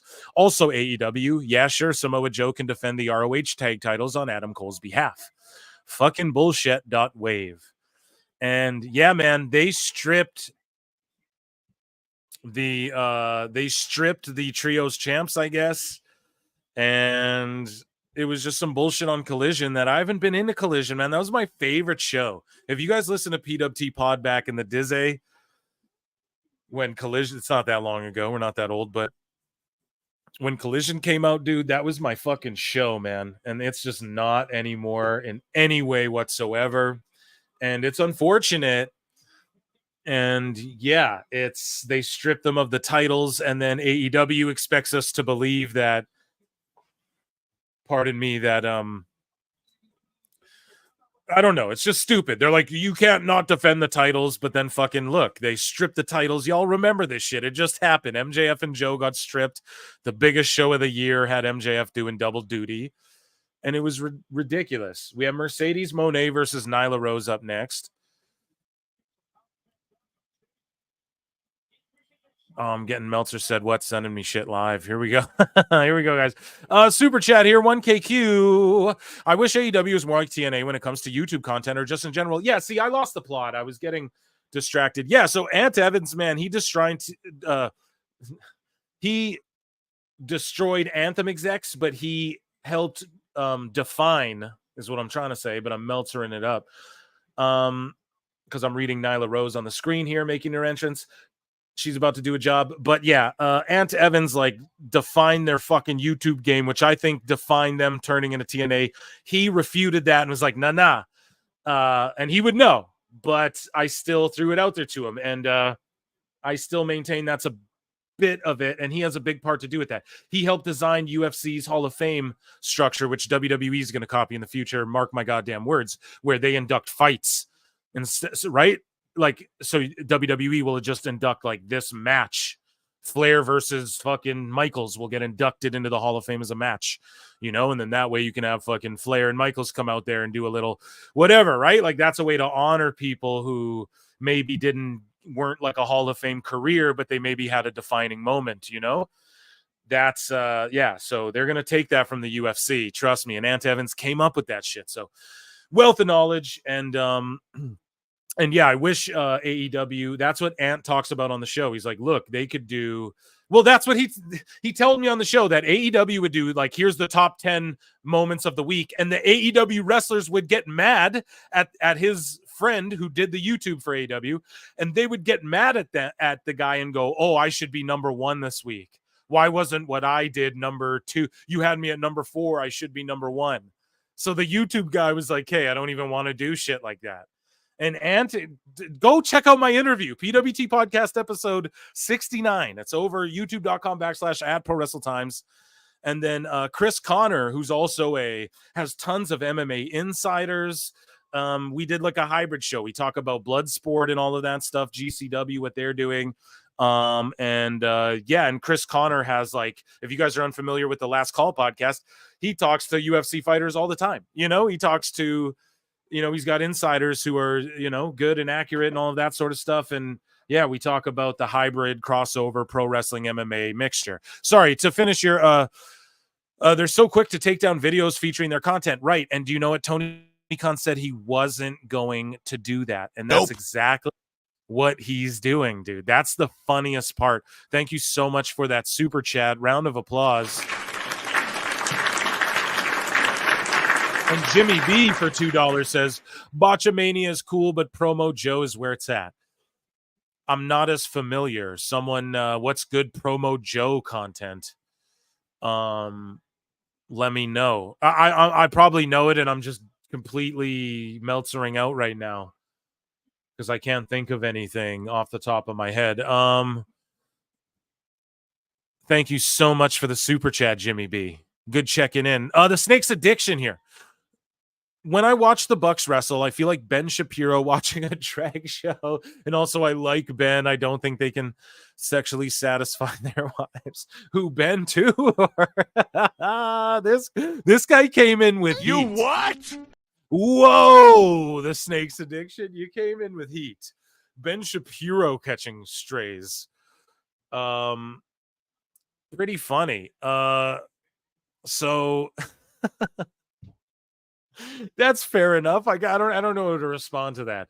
Yeah, the Bucks, they were really good. What it was like, and I've explained it before, but when you're on the indies and you just show up and do spot shows, or like you just see their matches, like, hey, because you don't watch what they're doing at all these indies, but then like, oh, they're on this New Japan show and you tune in. The Bucks were awesome. Like, it was like, holy shit, look at what these guys are doing. But when it's a week to week thing, it's not good. And then when you see them trying to cut promos and tell stories and do gimmicks, it's not good. Right. And just like objectively, they're not really week to week that good on TV. And so, yeah, AEW just hotshot booked themselves. That's what it was. As far as Ben Shapiro, I mean, I don't know. Shout him out, I guess. I don't watch Ben Shapiro. I just seen like when people made that video of him rapping, I watched that with that one guy. And they did like a song. And he like rapped really cringe. Like, obviously everyone saw that. It went so viral. And yeah, I've seen like him with his, like, someone did a compilation of him doing the Nicki Minaj song, and I've seen some of his clips owning the libs and these sorts of things. But this isn't Politicast. I don't really give a shit. But thank you so much. I liked Young Bucks when they were like the henchmen for single. Exactly. When they're like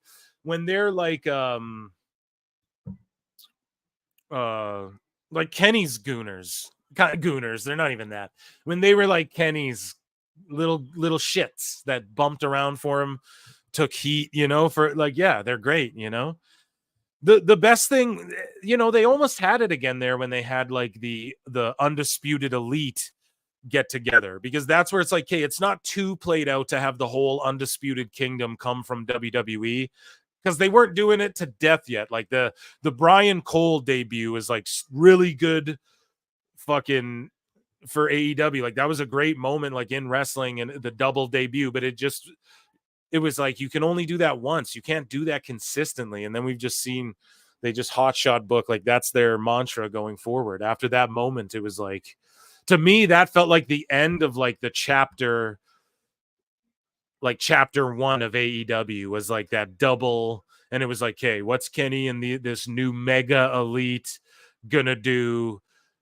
And they had it there with this big like faction, NWO like faction of like Kenny and the Bucks and the Undisputed Era come in, and they're all there like, oh shit, everyone's kind of fucked, and then you eventually have the Bucks and the Undisputed turn on each other. Then you have that match and everything. Like, no, then they just, Bobby Fish is crying about doing jobs for Punk, and fucking you got people being like, no, Tony Khan's a mark. And then you got people getting injured so badly they may never compete. Like, we're just seeing Kyle O'Reilly get back, and fucking Adam Cole was gone forever and he's still not ready. And it's like, I don't know, man. It's just crazy, the fumbled opportunities. And people get triggered. They're like, oh, Tony Khan didn't fumble Stephanie Vacquer. Yeah, he did, because that's what it's chalked up to, because he wanted her badly. And if you fumble a bunch, and we know you wanted her badly, and then you fucking don't get her, even though her dream's WWE, yeah, if you weren't like a guy who fumbled all the time, I'd go, that's not a fumble. But because you fumble all the time, you don't get the benefit of the doubt, right, guys? Like, we explain this is just common sense here. We're speaking on PWT. You know what I'm saying? Are we getting carrots and fruit and horses in the chat? Y'all relax, okay? Is there a horseshoe emoji? The trick is, Scully, you type it in and then it'll pop up. And if it does, y'all, hey now, that's chat. I need a horse sound effect is what I need. Bring on the Politicast. No, never happening. That's never a thing that will ever happen. People got so mad at me for the Trump thing. It's like, dude, we're not getting. All we're doing is like reacting to and making light of one of the scariest, craziest things. That's fucking crazy what happened. And he's a WWE Hall of Famer. So I'm like, oh, everyone's like, oh, he did the blade job under the table and he no-sold it. Like, we're just trying to be funny. And then we end it with Jericho. That's the whole bit, right? So it's like, if it was Obama, I wouldn't even react to it on the show. I wouldn't even say anything, So yeah, we gotta chill, but yeah, thank y'all. I know y'all understand what's going on. We got the what is this here too? Galloping steeds in the you guys are horseshoes of mag. Oh, you guys. Oh my god. He figured it out. The magnets. Oh my god, dude. She is okay. We're watching Aubrey. She's like reacting to shit. You know what I mean? She's wobbling around when people get punched and shit.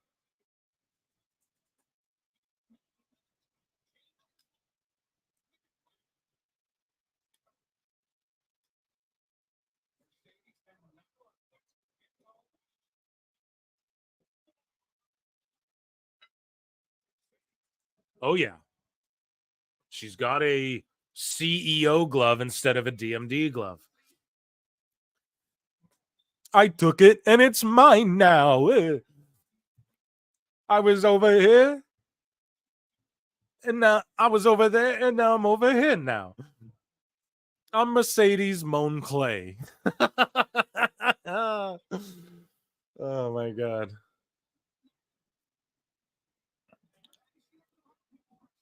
Aubrey Ed's like, stop, Aubrey Ed. I can't call her that. Salute to fake hair and animated raw.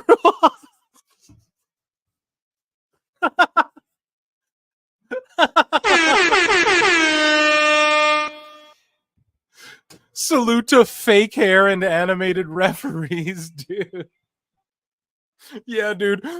Oh my god. What are weaves made out of, guys? Human hair or horse hair? Am I not mistaken on that? All I'm saying. Lucrative business. Lucrative. We know. Oh my god. Stable in AEW means a whole different thing. Oh my god, we're fucked up, guys. We are fucked up. Britt Baker in a Sting mask.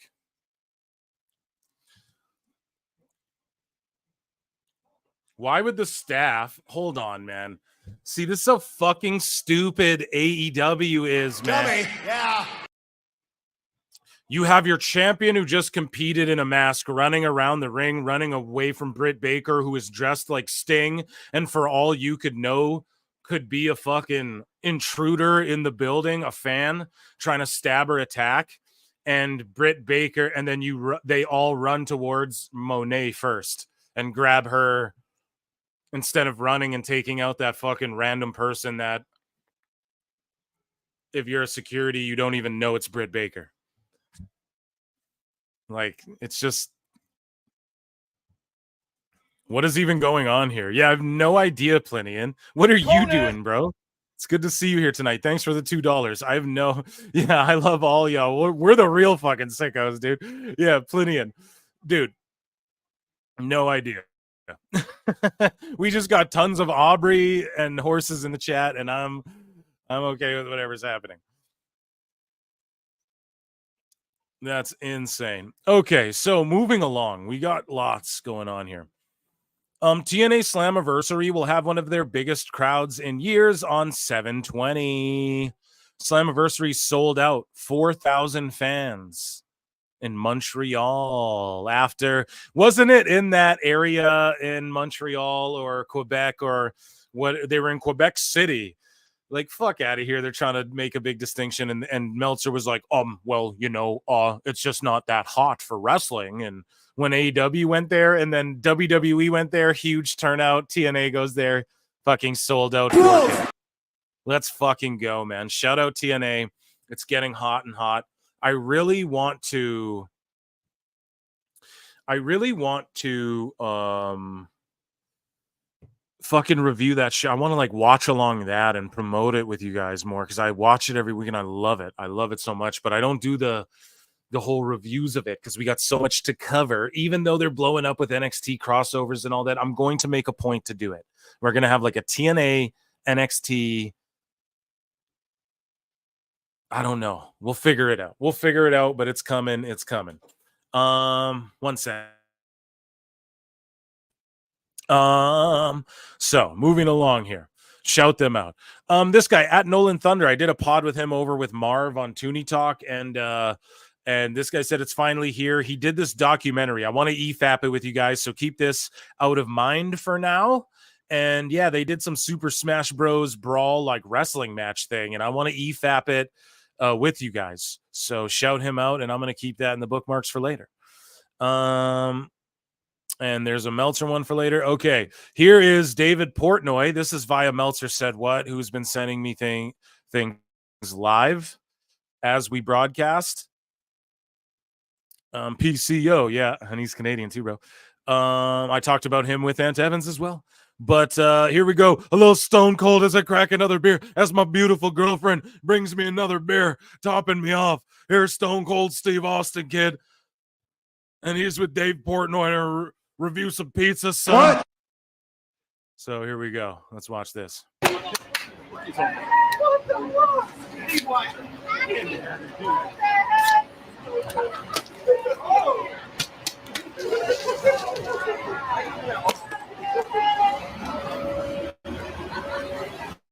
Outstanding. Outstanding. You've got a ways to go. I'm so mad that I dropped it because I did the double catch, which was all the pressure, and then just dropped it. Stone Cold Steve Austin, if you didn't know, special guest. Pretty damn hot. Yeah, I know. I told you. I gave that warning. You went right in. 0 through 10.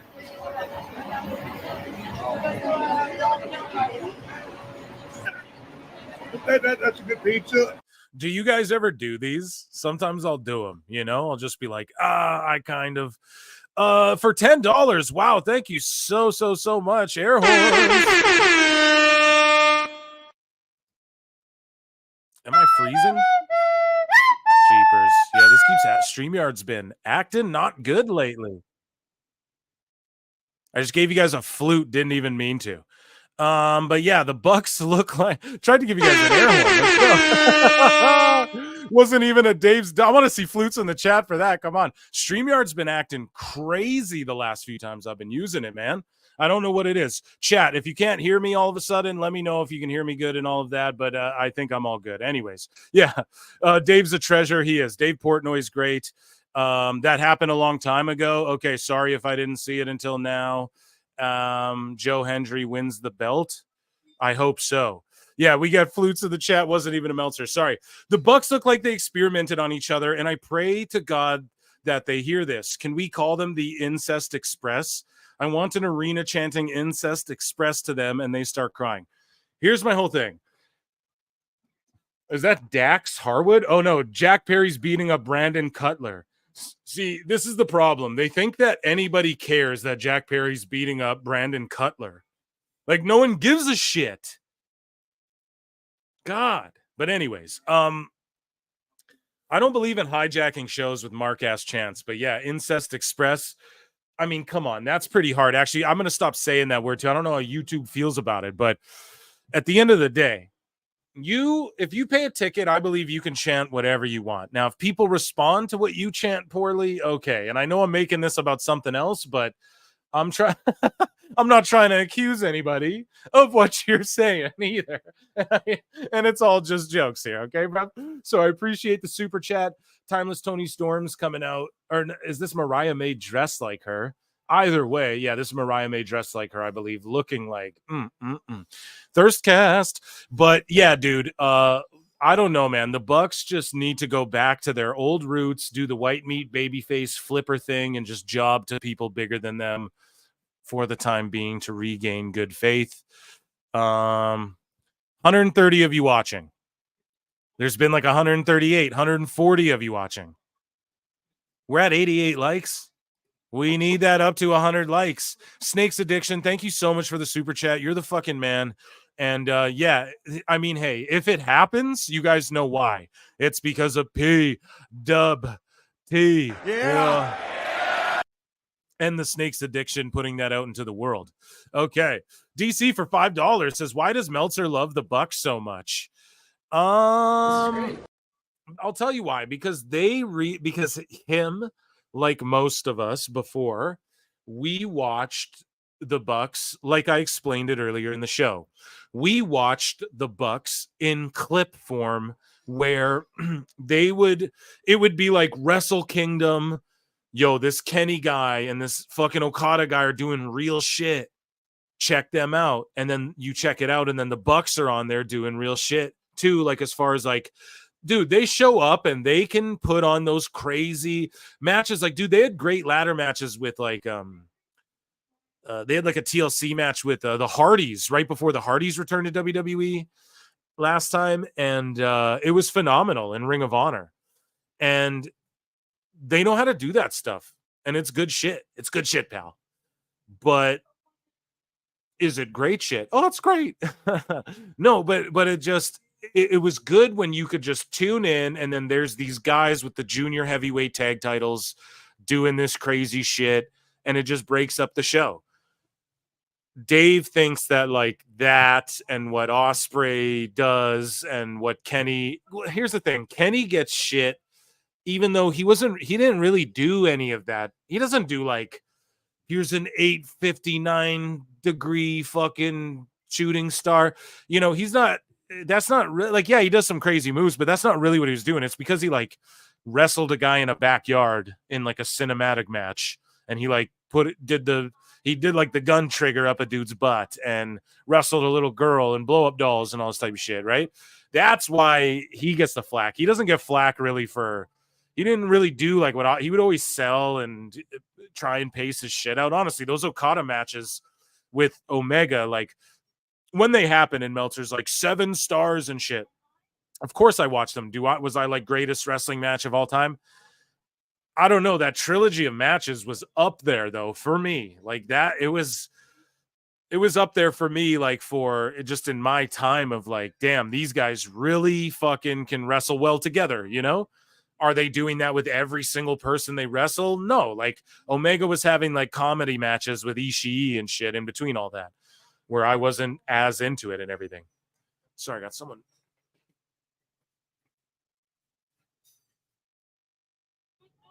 Someone like mowing a lawn or some shit. My neighbor's out there working. I don't think you guys can pick that up. And if you can, oh, well.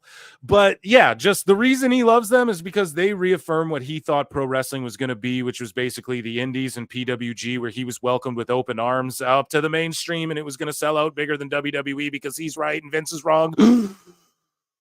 I hope that answered your question, my good friend. I love you so much, DC. Thank you for the snooper duper chat. Politicast, Thirstcast, Jedi Cast. Do that, Phil. Yeah. Because they SRS doxing Phil. Is that really what's happening or what? LOL at Jamie Earhart. Well, what happens to the Juggalo? Stay with the Juggalos. Because they shook it for $1. Now he's smitten. Sorry here. Yeah, they got over with the Juggalo crowd. Is that what you're saying? They did some stuff with Owens. Yeah, they did good shit, man. Like, it was good shit, pal. Yeah. SRS doxing Phil. Is that the truth? Oh my God. He found me. But yeah, I don't know. Mariah May just cosplayed Toni Storm, and then I don't know. She looks good in that outfit. Dog Thirstcast, Heller. And now she's just squirming around in the ring, and now it's like she's lost her mind. I don't know. I'm into it. Hopefully that brought the ratings back up.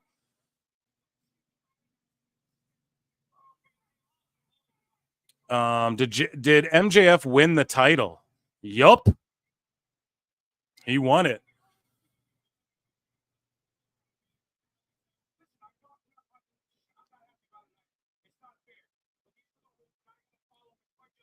Sorry, we got the Bang Bang Gang. They're stripping the belts. I like Mariah's crystals. Everyone's on about these crystals, dude. A lot of girls do that shit. I miss the days when wrestlers looked like athletes. Thirstcast, they're wrestling at the same show and hanging out together. Okay, here, let's continue this Stone Cold video here. Let's bring it back a bit. I gotta close my fucking window. Here, hold on a second. Austin, if you didn't know, special guest. Pretty damn hot. Yeah, I know. I told you. I gave that warning. He went right in. 0 through 10.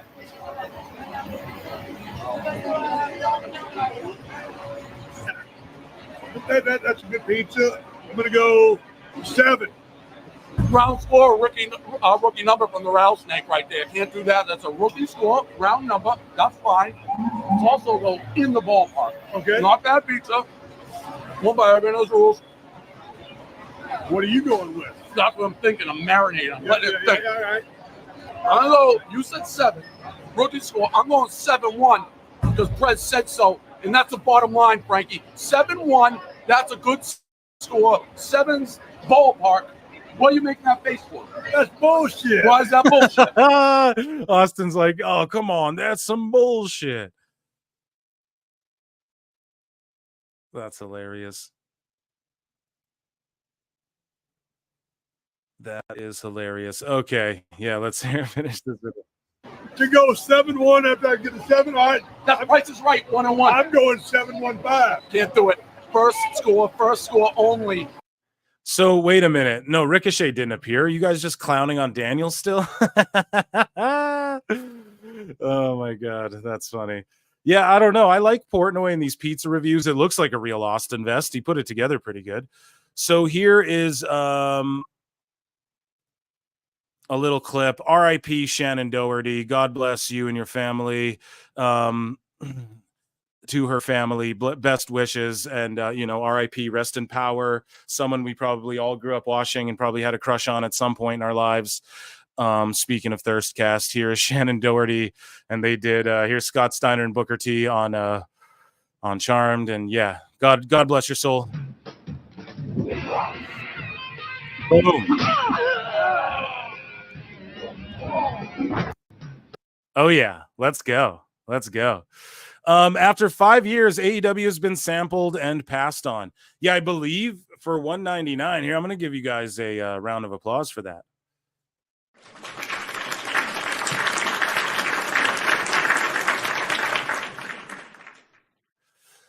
Yeah, and that's amazing. A lot of people just haven't stuck around, and it's unfortunate. The TNA effect I see below. Yeah, that's exactly what it is. You squander something that could be great so many times, and it just doesn't it just doesn't pan out the way you hoped and the way we all hoped. That's the thing. Like, I really, really continue to wish AEW. I just hope AEW downsizes, then pulls the TNA and gets hot again like TNA is. You know what I mean? That's the way to fucking do it. He's not going. Met Portnoy last week. Okay.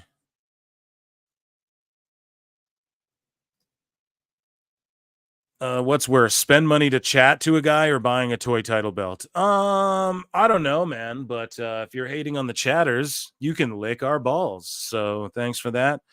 And yeah, exactly. All right, so moving along here. Yeah, she did fight hard, man. It's very sad. It is very sad. So I guess former NHL star, 2-time Stanley Cup finalist, 3-time Vezina Trophy nominee, and one of the tallest goalies in NHL history, 6'7", Ben Bischoff, is a wrestler now, and he was on Rampage. So, goddamn, you can't play it because AEW is fucking haters when you try and play their content. But yeah, here's Ben Bischoff. He's a big dude. He's an NHL goalie. And yeah, he made his AEW debut. And he's doing good stuff where he's walking through the locker room of like whatever indie he's at. And he's like, hold my calls. Yeah,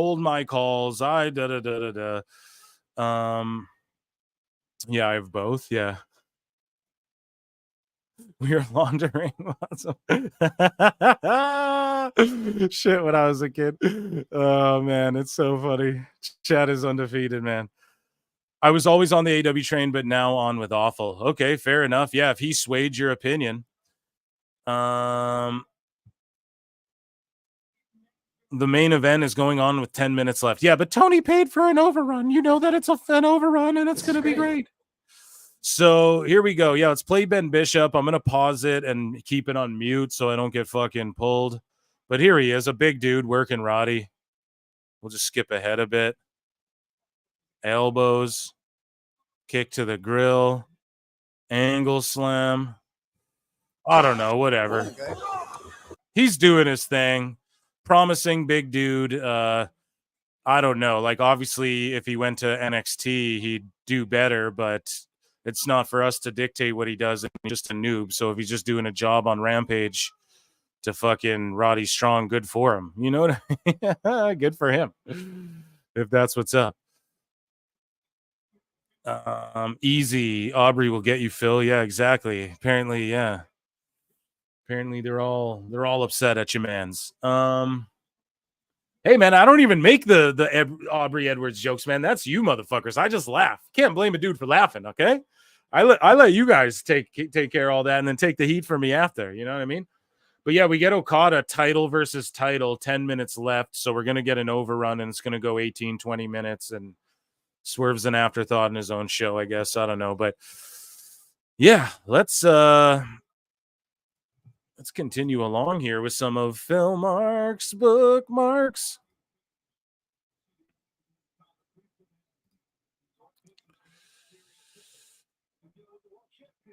Here, I have literal Meltzer said what DMing me stuff during the show to try and that he wants me to show. It's crazy. I have a direct pipeline. We're gonna go around and figure it all out. Sorry, I'm just looking at what Meltzer said what is sending and determining whether or not it's a tonight thing or a next time thing.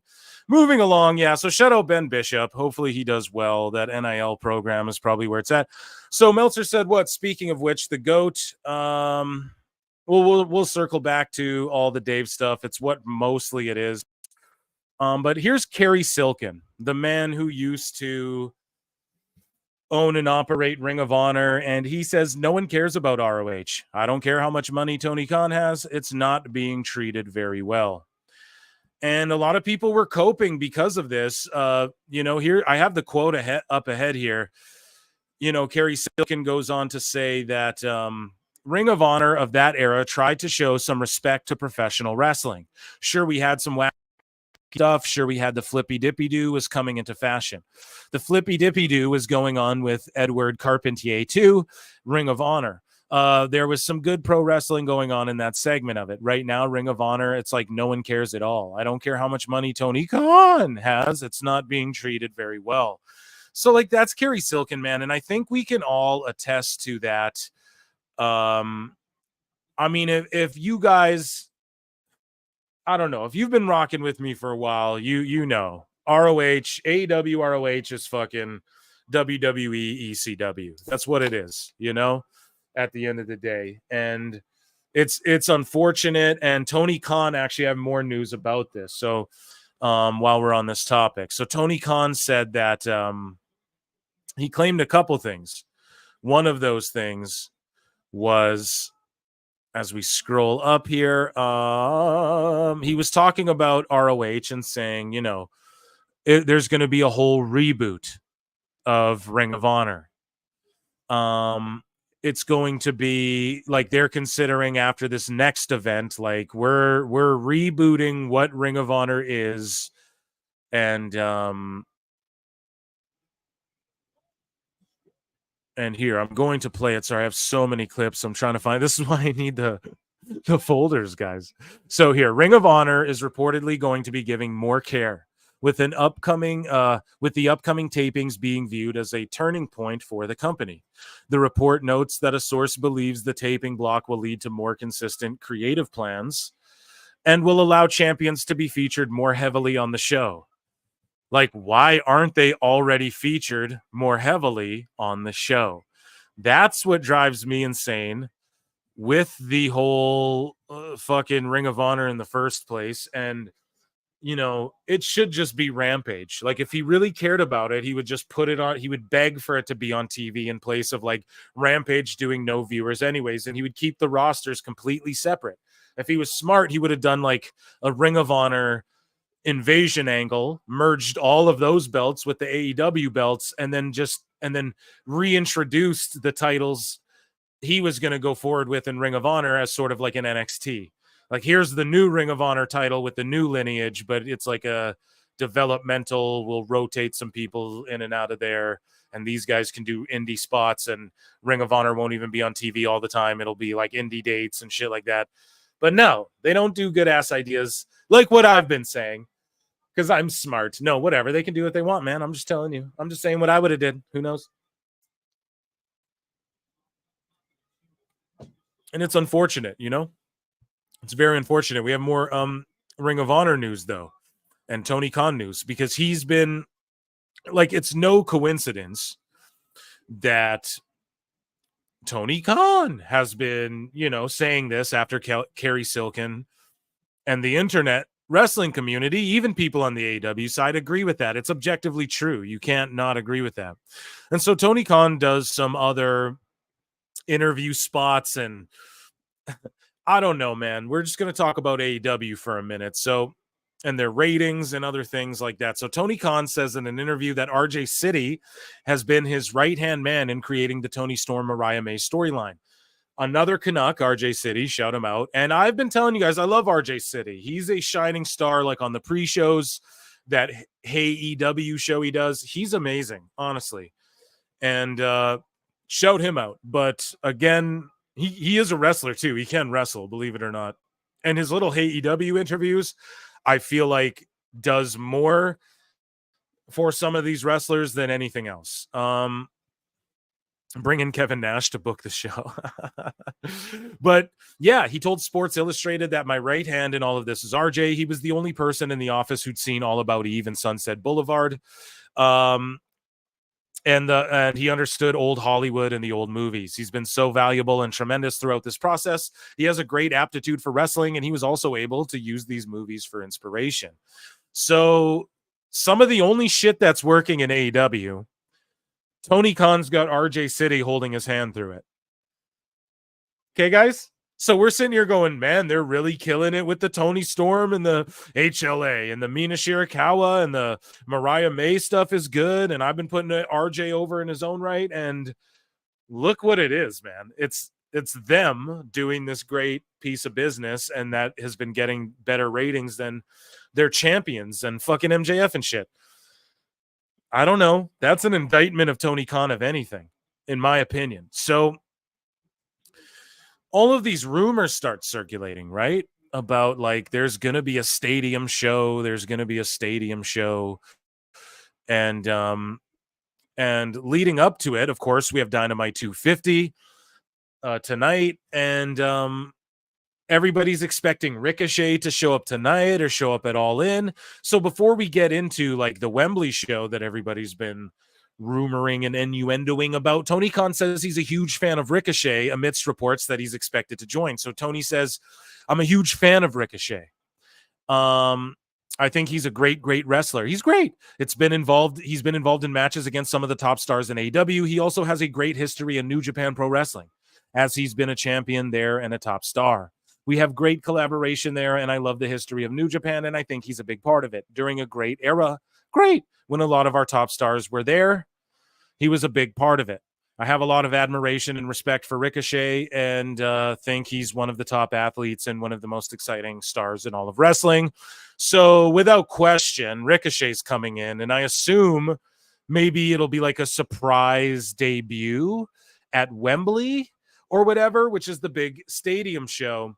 And apparently they're planning a fucking stadium show in America, and Fightful put up some posts saying like, yeah, they're planning on doing it here at the Texas, whatever, right here. So Awful Wrestling, shut them out, says, I could think of only one stadium AEW fans could fill, and it's a fucking Stadium Grill.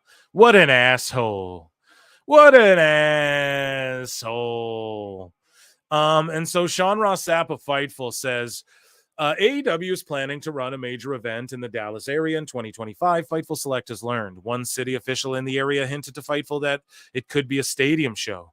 More details for subscribers. Now, I just don't believe they can't even sell out the fucking residency they're doing at like the esports arena in Texas that has like 900 tickets or whatever. There's some of them where there's only like 700 people attending. So like, where the fuck are they going to do a stadium?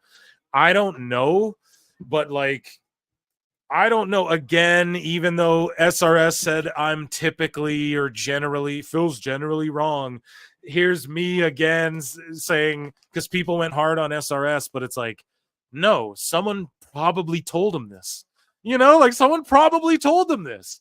Now, like, is it fucking gonna happen and work? Is it gonna be a full state? Who fucking knows? Probably not. What? How could they do that? They can't fill a building here either.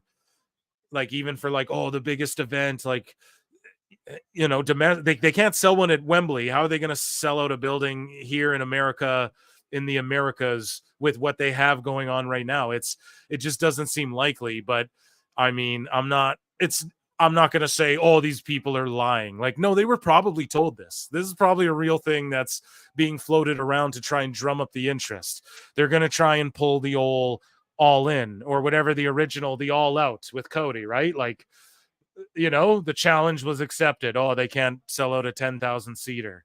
And then they fucking did it. They can't do a stadium. And then they're going to try and prove everyone wrong. I hope they do it. I know you guys are like, oh, come on now, Phil. That's not very fair. We listen to you every week, Phil, and Awful made a great stadium grill joke. And come on now, Phil. That's not very fair, Eric, to try and say that they might fill out a stadium and be a healthy AEW. No, but I mean, like, I hope they do. Let's get wrestling hot, bro. It's hot right now. But they just did MJF Ospreay. They got 2,300 people. So I don't know how that's going to work out, guys. I do not know. And so Tony goes on, you know, they're planning a major stadium show, according to Wrestling News Co. I used to use them all the time. I can't. These guys are Shillingtons, man.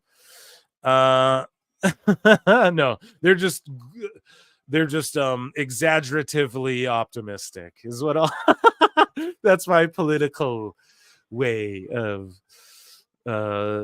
shouting out what they do, but whatever. And so Tony Khan claims that Adam Copeland's AEW run is the best of his career.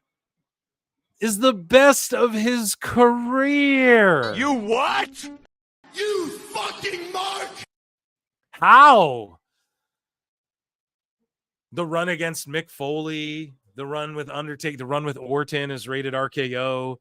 His shit with Cena. You mean his run with fucking... Come on, man. That shit he did with Lita and Matt Hardy. All of that. Like, how he's wrestled like Daniel Garcia and gotten taken to the limit, bro.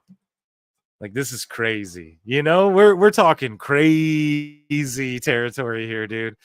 And so, moving along, right? Tony Khan denies it and says, no, we're not doing a fucking stadium show. He just denies it, man. Let's see it. I got it bookmarked up here. Phil Marks, bookmarks. Let's see. Where is it? Yeah, so Julian Weeks, at Julian Weeks, shout him out. Tony Khan says he's not planning a U.S. stadium show anytime soon. It's not something that we would be looking to do anytime here in the immediate future. But it is an exciting idea. It's great. And something I think that we absolutely could do. Something that would be very interesting. Yeah, he's going to try and do it. Meanwhile, you know, we have like Camille returning to the ring and people got hot at me. Camille's actually wrestling. She's taking indie dates. Yeah, after spending fucking months doing cryptic tweets and liking posts of people saying like, why are you sitting on the couch? She said, hey, I'm going to do some indie dates if fucking Tony McConn's not going to book me. And so it's killing her whole big debut of, oh, it's Camille on AEW. She's going to kill it because she needs work. It's such a fucking L, dude. It's such an L. We have more Tony McCon L action, right? So Tony Khan's well, we read that. He's a huge fan of Ricochet, right? Also, we have Cody Rhodes, though. He had, well, beforehand, sorry. So I talked to Ant Evans on the last podcast, right? And he talked about how Scott D'Amore wouldn't respond to Tony Khan when he and Shivani were taking shots at TNA blatantly on their own show. Here is Moose talking about TNA's relationship with both AEW and WWE. Yeah, I think this is the best relationship that TNA's ever had, but way better than the one we had with AEW, better than the one we've done with Triple H and Noah or any other company. I think this relationship, both companies respect each other and is doing great by each other. And there's not one company that is being selfish. Both companies are doing great. So I think this is how a relationship is meant to be in pro wrestling, and TNA does the best job of it. Yeah, I think this is the best relationship that. Shout out TNA World Champion Moose. This overrun for Dynamite has been so long, and we just had Darby come from the rafters.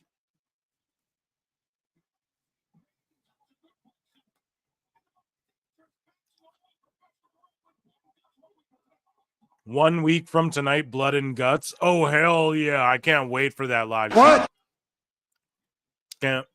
Can't wait to react to Blood and Guts with you guys. So, anyways, we continue along, and the shill media, man. We're still on the topic of AEW. We're still on the topic of Tony Khan. Their ratings and the shill media and the weird IWC. So AEW Neckbeards points out, Raw ratings were down this week. Brandon Thurston got so excited about it, he made sure to post it twice so everyone could see. He also left the comments on for both tweets. When AEW ratings are down, he turns off the comments. But when the ratings are up, he turns on the comments. Now, Neckbeards is pulling a Meltzer said what, and he's covering Thurston like a motherfucker. Follow him. If you still, people are like, I tapped out. Yeah, it's you know what I mean? It's just silly. So follow Neckbeards if you want that sort of coverage from like what Thurston's got going on. Because I didn't realize he was doing that. I didn't realize why Thurston got so much hate, but now I understand. Because I didn't realize, and he does do that, man. I follow him. He fucking mutes you can't respond to when AEW's ratings are bad, but when it's WWE, man, he reposts them, or he does weird shit like he'll post them during Raw when no one's watching and stuff like that. Darby Dumas Conan. Oh my god. Pulling a sting coming from the fucking rafters, dude. What? Darby Dumas. Yeah, we were calling Darby Dumas. Conan. That's fucking hilarious. Scully Vibes. Thank you so much for that. Hilarious. Okay, so but yeah, Neckbeards, man, he's all over that. So as we move along, Cody Rhodes, man, he got a little hot with the fucking EVPs, speaking of them, while we're on the topic of Tony Khan and everything. So, well, first we're on the topic of TV ratings. So here's Tony Khan in a WBD hat talking to some random show. And let's see what he has to say about the media rights deal. He effectively says nothing. Warning. How close are we to getting an announcement with some of the details around the deal? Well, we're having great conversations at Warner Brothers Discovery. Definitely, it's a great home for pro wrestling. TBS is the station that has the longest history of hosting pro wrestling of any channel in America. And we're really excited about having AEW every Wednesday on TBS and every weekend on TNT. I think it's awesome. And we're having great conversations. I think it's great. With Warner Brothers Discovery. Mr. Zasloff himself has been really great, very engaged. And we're trying to figure this out. It's a very complicated thing. How's it a complicated thing, Tony? A big media rights package. and I'm very excited to keep working, hopefully for a long time, with Warner Brothers Discovery. We're having a great time here, and we have a great relationship with the management. It's all great. Mr. Zasloff in particular has been fantastic to us. How close are we? So no answer. We're not close. Even Dose was like, oh, by the 15th. And he's all worried. He's like, we better hear something. And I'm sitting here like, don't worry about it. I'll still have you on the show, bro. You're all good. People get worked by sources and shit all the time. People's predictions are off. You just got to own it when it happens. And we'll forgive you. You know what I mean? But Tony says some more. Well, speaking of Warner Bros. Here, Warner Bros. Discovery is dead serious about matching Amazon's $1.8 billion rights NBA C package, but it will have to pull it off without YouTube TV, despite the latter's courtship. So, they are dead set on dropping $2 billion on this NBA rights C package that they're offering, which I don't know what that entails, but it's been pointed out, man. WBD's investing in NASCAR. They're investing in women's college fucking ball. All of these things, dude. And meanwhile, Variety reports a new round of layoffs hit Warner Bros. Sources tell Variety that under 1,000 employees have been laid off across a few sectors in new cost-cutting moves at WBD, including finance, business affairs, production, and at Streamer Max. I said this shit months and months and months ago. I told you guys, I said, look, I'm a fucking writer. Listen, okay? Listen. I was like, Warner Bros, they ain't done laying motherfuckers off and shelving projects. That's going to happen more, dude. I'm telling you. 1,000 employees laid off. So they're making cuts, but they're dead set on spending $2 billion on the NBA, right? All while business analysts are saying, Bank of America analysts are saying Warner Bros. Discovery is not working and should explore strategic options. A team of Wall Street pros throw kindling on the speculative M&A fire, suggesting that the David Zaslav-led company should spin off its linear TV brands into a new company saddled with debt. So where does AEW and these complicated negotiations... If I'm Tony Khan, Tony, if you're Tony, listen, no, but if you're listening, I'm going to give you $1 million worth of game, possibly $1 billion worth of game right here. No, I'm going to give you game right here. Okay. Someone said it earlier on the show. Oh, Tony should be a victim more and shit. I'm not saying do that, but lean into this and go, WBD is laying everyone off. They're committed to getting NBA. They want all these other fucking things, and we are committed to staying on this network as a tried and true, so we will take a pay cut if we must, because whatever number comes out, you and Dave are going to look fucking stupid, no matter what, because it's not going to be what everyone is saying if the deal with WBD even happens, okay? But people are going to laugh it off the internet, but if Tony leaned into this, he could maybe save face and be like, we'll take a fucking cut if it means sticking it through with this company we believe in because it's had American wrestling on television for all that shit he preaches. Practice what you fucking preach, Tony. Do it right now and show everyone. Listen to Phil and prove everyone wrong, okay? But yeah, it's just not looking good, man. It's not looking good. And then AEW Neckbeards, again, says this is great news. All the money saved on these lowly WBD employees can pay for AEW's big TV deal. Exactly. What they're laying off 1,000 people to make sure that AEW stays on the air, dude. Like, that ain't it. That ain't what's going on here, guys. Okay. I'm just telling you, that's not what's going on here. So, Neckbeard says, sure to be worth zillions. This reminds me of when Shad Khan shut down the Black News Network. The affected staff got no notice and got no severance pay. But remember, folks, paid 90-day no-compete clauses are bad. Right? You guys hear me? Remember, Fed does 90-day no-compete, paid no-compete clauses. Those are evil. But, you know, cutting like, you know, Shad Khan's family, cutting like, are we going to hold people accountable, you know, like the way everyone, oh, Vince, his father-in-law, all that shit. I don't know, man. That's all I'm saying. It's pretty ridiculous. And so Cody Rhodes had something to say.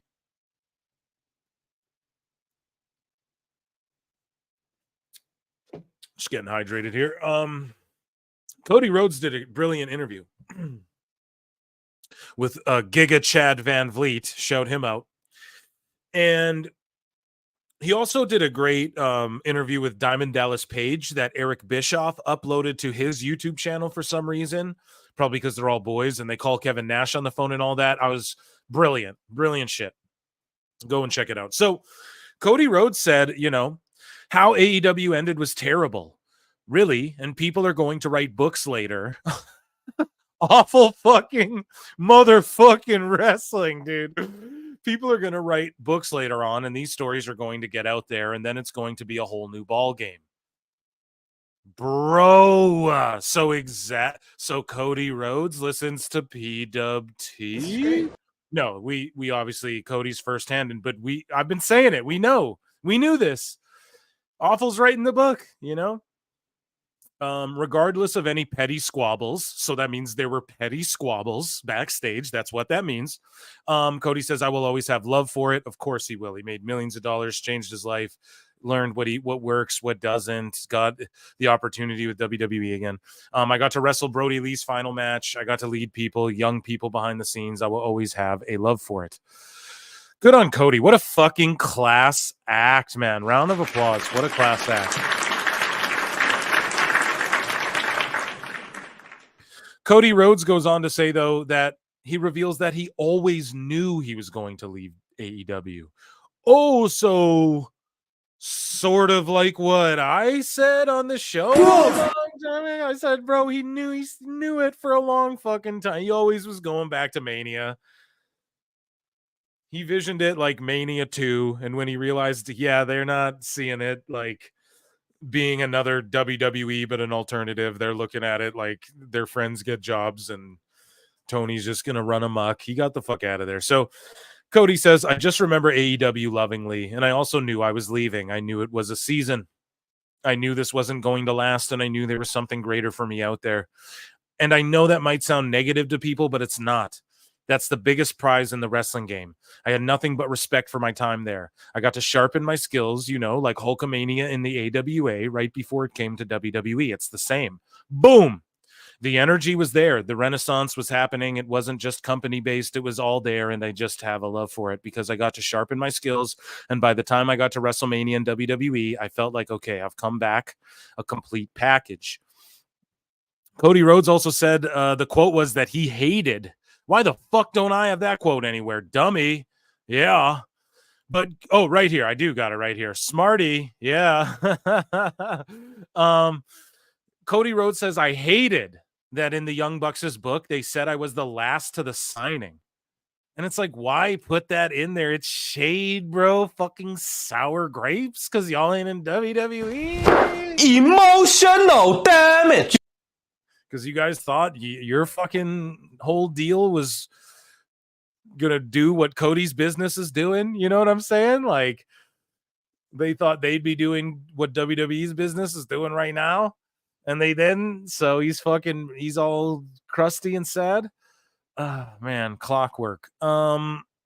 So, yeah. Cody Rhodes says, I hated that in the Young Bucks' book. They said that I was the last to the signing because that's a big thing. Some of the AEW defenders who don't realize they're turning people off to their product more than they're turning people on. Cody Rhodes listens to PWT confirmed. Like, come on now. Come on now. That's what I've been saying. As a diehard fan, I say this till I'm blue in the face to people on X. These sickos don't understand by gatekeeping and being gross and being like Dav Boro and Team Chaos and fucking Sport of Wrestling and Real One. They're killing AEW, bro. They're killing it. They're ruining it. They're the ones doing it. Death by 1,000 paper cuts. So Cody agrees. So, am I generally wrong? Am I wrong? because Cody Rhodes agrees with me, what I've been saying for a year. Am I wrong? Huh, weird. Me and Cody Rhodes kind of think alike on that. Real weird. And he left that company after starting it. He started the company. Fuck. PWT, top show in the world. Let's keep going here. That's one of the things that people always cite. Oh, he was the last. He wasn't that big on the original number one. This guy here, who's off camera with the first person to ever meet Tony, and he met him with a vetting process for all of us. So yes, I guess I was the last, and yes, I had different thoughts, and it's not incorrect at all what they said. Just it's not incorrect, but I was just on it as well as anybody else. Exactly. He's on it like Jericho. Apparently Jericho has some fucking invested interest in it and makes money off AEW, clearly with contracts, but apparently he's like invested in it, and it's private, so we never know. So that's why, like, he was a part of it too. You can't say what Jericho's going to leave one day and he wasn't a part of it. Like, it's insane, bro. It's fucking nuts how they're trying to do Cody Rhodes now. It's actually nutso. And instead of doing all this smear campaign and going restore the feeling and hotshot booking matches, maybe Tony Khan should focus on the people running his company instead of hiring the friends of friends. Now, I've covered this extensively. You guys all know CM Punk was left at the airport in London last year. He was left at the fucking airport. The boys had issues with their travels. They're not the only ones, by the way. And also, I talk with them as well. And, they're preparing something. You guys are going to hear from them as well very soon. I'll just put it at that. And they have something to say. And you guys are it's going to be awesome. It's going to be intense. And they're going to come on this platform, I believe, to do so and shout them out. And they've shared some stuff with me, but they're not the only ones who had travel problems. And there's, Stephanie Vacquer now, I guess, has travel problems. And you have the travel guy. You can go on his Twitter. He is hashtag what does he call himself? An honorary young buck or whatever. And he dresses like the Bucks. The Bucks are his favorites. He's always taking selfies with people he's picking up. And the wrestlers, whenever he has to keep a wrestler secret, he always posts it on X, whatever. But the guy can't get to pick up Punk. The guy, I don't know if this guy's responsible for the fucking the boys situation, but the whole miscommunication with the staff and the whole travel thing, that seems to be an issue. Well, Stephanie Vacquer, according to Conan, oh, I need it. It's right here. Conan. Apparently, there's something going on with this as well. So, appearing in front of those. So, what was the problem in AEW, that she wasn't picked up or something? I heard that something similar to the CM Punk situation happened with Forbidden Door, that she wasn't picked up from the airport. Right. She ended up having to get her own way. Let me just say this. When she got over there, she was told by the Mexicans how that place rolls. And then when she spoke to the Mexicans in WWE, she saw how that place rolled. It's not a crazy, bro. That's bombshells. Let's fucking air horn that. And a crazy contrast from like before. Remember, Andrade would tell the Mexican wrestlers like, yo, WWE ain't all it's shaped up to be with Vince. But now like the roles are reversed. You know what I mean? And so I don't want to whatever. I hope the boys aren't pissed that but they we've been talking to, and they're not, I'm not a dirt sheet, guys. I'm not here to break news. They're not coming to do that, but they're going to probably come speak their piece and reveal some things that isn't really out there. You know what I mean? Like but they messed up. She didn't get picked up apparently either. And this, according to Conan and his Mexican wrestling fucking sources, dude. Like, this is probably the closest we're going to get to accuracy when it comes to this. She saw how that place rolled. It's not a hard choice to make. You also got to remember, Go ahead. No, go ahead. You also got to remember. Okay, got to remember whatever he was getting at. So I think, the moral of this story is that Tony Khan should focus on listening to criticism from channels like myself and not going on these channels as awful wrestling. Now, shout out Tony Khan for helping out smaller creators, right? You guys are about to watch a video. He'll go give interviews to, like, you'll compare my channels to these channels and go, how the fuck hasn't he been on Phil's show yet? Like, legit. But it's because, like, and I'm not going to do, Tony, you're a dumbass. You're fucking stupid. You fumbled everything. Well, maybe I'll say you fumble shit, but it would be, I would ask him, like, real shit, you know? And then he just beat around the bush. So it wouldn't even be that compelling. But when you go on these smaller channels who just want to blow them and hope that it's like, oh, yes, we can be, just say the same generic shit and have them just say like nothing really. This doesn't promote, like, the people, the 1K1 views watching this, they're already watching fucking AEW, bro. This isn't like reaching anyone new, and shout him out for hooking up with smaller creators. But when these smaller creators are just asking the same generic bullshit, bland questions, ball washing, not actually doing an interview to chill and have fun, but doing, or to hold someone's feet to the fire, or to pick someone's brain, but just having a, you know, just a, this is great, everything's great conversation. It doesn't actually help their channels, and it doesn't actually help these people, because they're going to say and do the same things, you know, like whether Tony's on the show or not. So let's watch this little clip. I'm going to end up having it. Awful's always using, I'm like, dude, you need your own music. He needs to get some like copyright free music for this shit, but we're going to try it. I'm going to end up having to clip this segment out later, but shout out Awful Wrestling. And yeah, here's just, he threw this together, and it's crazy because I was just thinking about this the other day, and then Awful just drops a little compilation of, you know, like Tony Khan's doing these 1,000 sub channels, which is amazing. Good for him, honestly, and good for them for getting these interviews. But you guys know why he's doing it, right? He won't do Busted Open, like the biggest fucking radio show there is for pro wrestling, out of nowhere, and they invite him on repeatedly, and he quit going on there. But he'll do these shows because why? Because it's true. Like the criticism, you know, people can't handle the fucking criticism. You know what I mean? So let's watch this video. 1.1K views 2 weeks ago. I got that on my Myron Reed interview, dude. You know, like, come on, that's crazy. 205 subscribers. Yeah, so come check me out, Tony. Like, come on, bro. I'll talk to you, bro. I won't just be like, you're a fucking idiot, bro. No, like, come on. Anyone who's heard my interviews, I know y'all love them because it's, you know, it's not like I switch up all of a sudden. No, I just, you know, I keep it real. I just have a convo. We just have fun.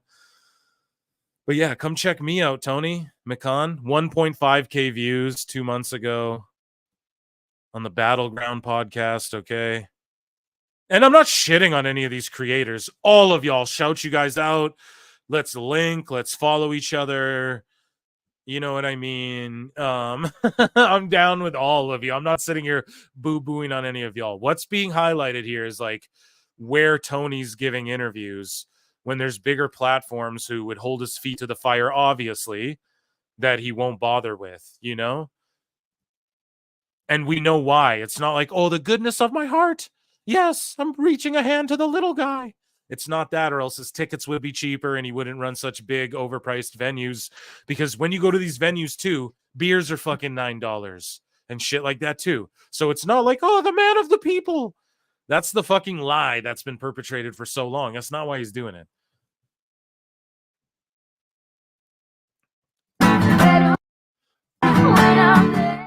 So yeah, 1.3.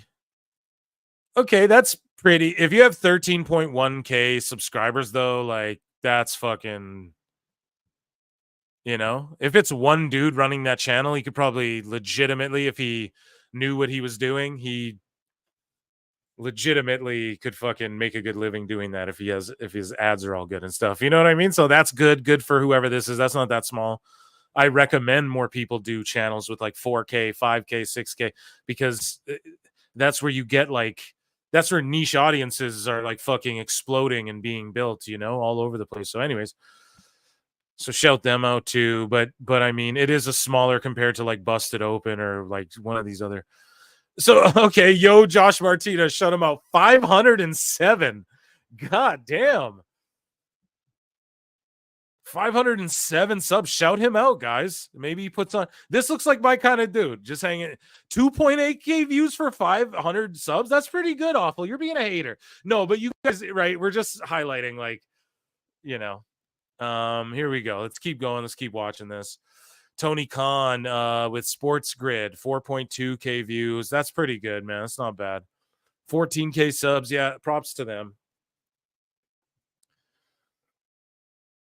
Awful's talking shit. Awful, you don't even got a YouTube channel, bro. What are you talking? No, I'm just... Oh my god. I'm just kidding, bro. He's gonna sell like a bunch of books when it happens. Seems that Tony Khan hates large gatherings of wrestling fans. Oh my god. Can't make it up. Find a better way. Yeah. I don't know. Yeah, we know why Tony goes on those shows, because you know what I mean? He wants the hugs and the kisses and the flowers, and he gets enough of that already. He has to be willing to take some punches. Like, you can't tell me that Triple H and even Vince McMahon, dude, like, think about during the steroid trial, all that stuff. He threw himself in the fire, dude. He threw himself on TV with Marble Mouth Meltzer, dude. Vince did. Like, man, like, you gotta be willing to take the hit and accept reality at some point. And it's just unfortunate that, you know, he hasn't done it yet, because, you know, slowly AEW's, it's going to be unrecoverable until he sells it one day. Or just gets out of a position of power. So moving along, guys, I have like a cupid. Guys, sorry, I've been drinking a little bit too. In Minecraft. What? Oh my goodness. So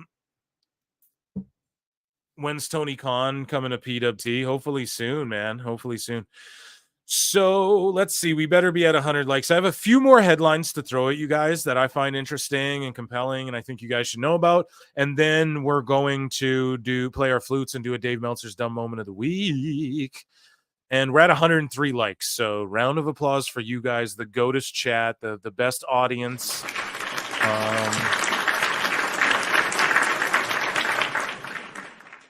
And yeah, we got to keep growing. We got to keep getting bigger and bigger. Make sure you guys are sharing the show around if you're not. I know I'm doing a good job of blowing it up all on my own, but yeah, I just appreciate you all so much being here. And I don't want to have to like run ads on shit, you know, on PWT podcast. So when you guys come in here and watch these and hit like and send super chats, or, you know, fucking click on the videos, even though there's a pesky little ad or whatever, that all makes it. So one day we're going to be doing this every single day. It's going to be fucking amazing.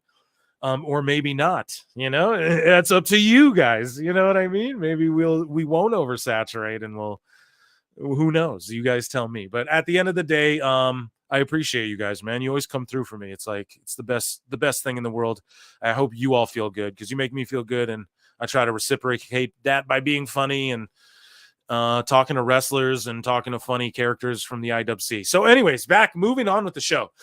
Josh L. Barnett, guys, Chris Connor, Ant Evans, said enough about it this show. Go and check out my discussions with those guys. We talked about Bloodsport. We chopped it up about hybrid, shoot MMA, pro wrestling style, blah, blah, blah, blah. Well, Josh Barnett, Shayna Baszler's manager as well, doesn't get brought up enough. This is why he was at one point the youngest heavyweight champion in UFC history. I believe he still holds that distinction. So, but yeah, Charlie Dempsey, William Regal's son, being added to Bloodsport as well. Let's fucking go. Aaron Ronald for $5 pipes in. We'll give him a round of applause and says, what's your thoughts of Blood and Guts? I'm from the Nashville area trying to decide whether to go to the show. I don't know if it's worth the money. Chat, anyone else from the Nashville area? You guys put your opinions in chat. Tell Aaron Rowland your opinions on what you think, if the show's worth it thus far. In my opinion, I would go to it because it's a double cage and I'm a fucking mark. And like, I like to jump at, you can ask my girl, man. I like to take the chance to jump at, if I can go out and like get some nachos and beers and like watch a fucking, you know, an event or something, I'm down. Movie theater, I don't care where we're going. Like, I jump at it. So I'd probably go, even though like I didn't go to any of the fucking AEWs that just rolled through my neck of the woods, but so I guess I'm kind of being a hypocrite, but they weren't blood and guts though. Like a double cage or like a double ring. It's Tony Khan, so he'll book a 2-ring battle royal. And like you might get a Ricochet or something. Maybe. I don't know if Ricochet, they just save it for Wembley if they're smart, right? But you want him to wrestle on Wembley. So like you got to do it soon, but it's AEW, so they don't care about logistical thinking. So I don't know, but if I was you, I would just go and I wouldn't worry about like getting the best seats or anything. I just and I wouldn't even pay for them in advance. So I'd pull up and then buy them at the building when they put them on like, oh, the event's starting, the tickets are now lower. You know what I mean? That's typically what happens. They'll just like lower them so you can get in. Like WWE house shows that aren't full will do that too, So yeah, I mean, but if you have to like drive a ways to get to Nashville, I wouldn't fucking go. If it's like a fucking over an hour drive, don't go. But yeah, hopefully that answers your question. Conrad will book. Oh, come on now. I don't just book anybody, Eric. That's not very fair to say that I'd book him just because he came here. So, yeah, I got a few more of these little quick headlines. So here's some sicko. Yeah, sicko at Will Cooling. So a lot of people, they say, Phil, why do you why do you highlight these people and give them shine? Just ignore them. Well, I do, but I just bookmarked his shit. You guys see it? I didn't quote it and nothing. I just laughed at this. Some guy tweeted out, and I just thought this is ridiculous. And people are like, you need to cook IWC people and make it its own segment. I don't know, maybe it might happen, but I'll just start mixing it in more. I used to do it earlier on. I kind of went away from it, but we'll go back to it a bit. This Will Cooling guy anyway says, at some point, wrestling as an industry may be ready to have a conversation about how weird it is that Triple H has spent the past 6 years progressively becoming ever more brazen about having Rhea Ripley dress up as his dead ex-fiance. I don't mean to laugh, but it's like, You fucking mark! What is this guy even talking about? That's crazy. And I don't know. That's my crazy. We need a segment. I'll think of a fucking noise, or someone tag me some on X, or email me prowrestletimes@gmail.com. Like, I need something for a segment. That's my dummy fucking IWC person of the week. Like, first off, Rhea's her own thing, her own style, China-esque, but I don't know. It's just and if he's trolling, that's a hilarious tweet, but otherwise, I don't know. Everett Todd for $2 says the price hike in year 2 hurt AEW. 25 ticks rules. Bro, that's where they should have. That's what we all thought it was going to be. Just like a super indie where like you $30 tickets, $25 tickets. And now they're doing discount tickets. Like they had the deals like $1 tickets. This is facts. They were selling tickets for $1 for Sting's final match, apparently, like right before the show to fill that house. This is what I heard, man. They had tickets for like $1 or something, like last minute, like get the fuck in here, or while the event was taking place or whatever, just to have a full house. So, and if that was exaggerated, cool, but we've seen it, man. They've done the burger and the fucking for $25, the deal for the tickets, blah, blah, blah. Yeah, they were booming, and then they hiked the prices because they weren't making money it's so funny because everyone's like, oh, they make all this money in the video game. They weren't that's why they hiked their prices, bro, which is what helped fuck them, because and it fucked them with the whole Punk Collision thing. They gave him his own show, and then he got kicked out of the company, and then they air the shit like Punk's fight, and people see this like that's why he got kicked out of the company. Like, it's fucked, man. It's crazy. It's a crazy thing that happened to AEW, and it's unfortunate, but or a lot of people say, nah, Phil, you're a softie. Like, you guys checked me on the main event tonight, or it wasn't the main event. It was actually the opener that went for over a fucking hour, over an hour, entrances included. Yeah. I forgot this. Oh, fuck. I botched. Let me give myself a dummy here. I botched. This was part of the Cody Rhodes segment. The whole dummy. Yeah. So QT Marshall. Editing Phil. QT Marshall stands up for Cody Rhodes, and he works in AEW, and he tried to get a job at WWE, didn't pan out, so he got himself in incredible shape. QT Marshall's fucking shredded right now, dude, working in Mexico and trying to get a job with WWE seemingly. So he tweets out, and he quote tweets this guy like who's saying some stuff in Spanish, I believe. And so Marshall says, tell people to stop asking him about it. Cody Rhodes, that is. If you can't handle his responses about AEW, don't ask the questions. The responses he gives are some of the most politically correct responses. He's sitting on top of the opposition and still keeps his responses classy. Shout out QT Marshall. Moving along. Ric Flair. Woo! Ric Flair says, how in the hell on God's green earth is Ric Flair? I can't do a Ric Flair. Not considered one of the top 10. I can't do a Ric Flair. We'll get it. To be one of the top 100 athletes in the world. Chat, do you guys agree Ric Flair one of the top 100 athletes in the world here? I'm going to end this poll too. So y'all voted it. 33% voted a C, which I think is a fair rating, right? They hotshot booked, decent match. That lot, because I said it, B-, and now it's working its way down about a C overall. The Mariah May stuff was good, yeah. But yeah, do you guys think Ric Flair's a top 100 athletes in the world, like now or of all time? That's what I don't know what he's talking about. Javon Evans, bouncy. He cooked someone on X here. So it was another wrestler. We got wrestler on wrestler beef. Okay. At Stephen Wolf. Are you guys familiar with Stephen Wolf? Let me know. I'm not too familiar. Shout him out. So Javon Evans did this. If you guys didn't watch NXT, fuck, is it a good show? Joe Hendry showed up. He starts doing commentary. Vic Joseph says he's just doing normal commentary. He's like, yeah, Jordan Grace has showed up, the Rascals, Joe Hendry, and then his fucking music hits right on time. Say his name, man. He up here. Joe Hendry interrupts the match. He comes down in a fucking suit, does commentary, is great on commentary. And then he like hijacks the show. Like whenever they do it, like they do a highlight package, and then Joe Henry's doing the voiceover for like the recaps of last week and the hype packages, and then his little like look at the camera and smile airs at the end of everything. Like it's like he hijacked the show because Vic Joseph said his name.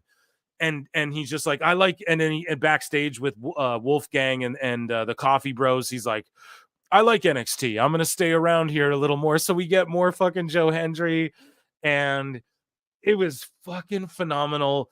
NXT's the best 2-hour TV show, pro wrestling, and TNA's up there too. And I'm not kidding. It's so good, man.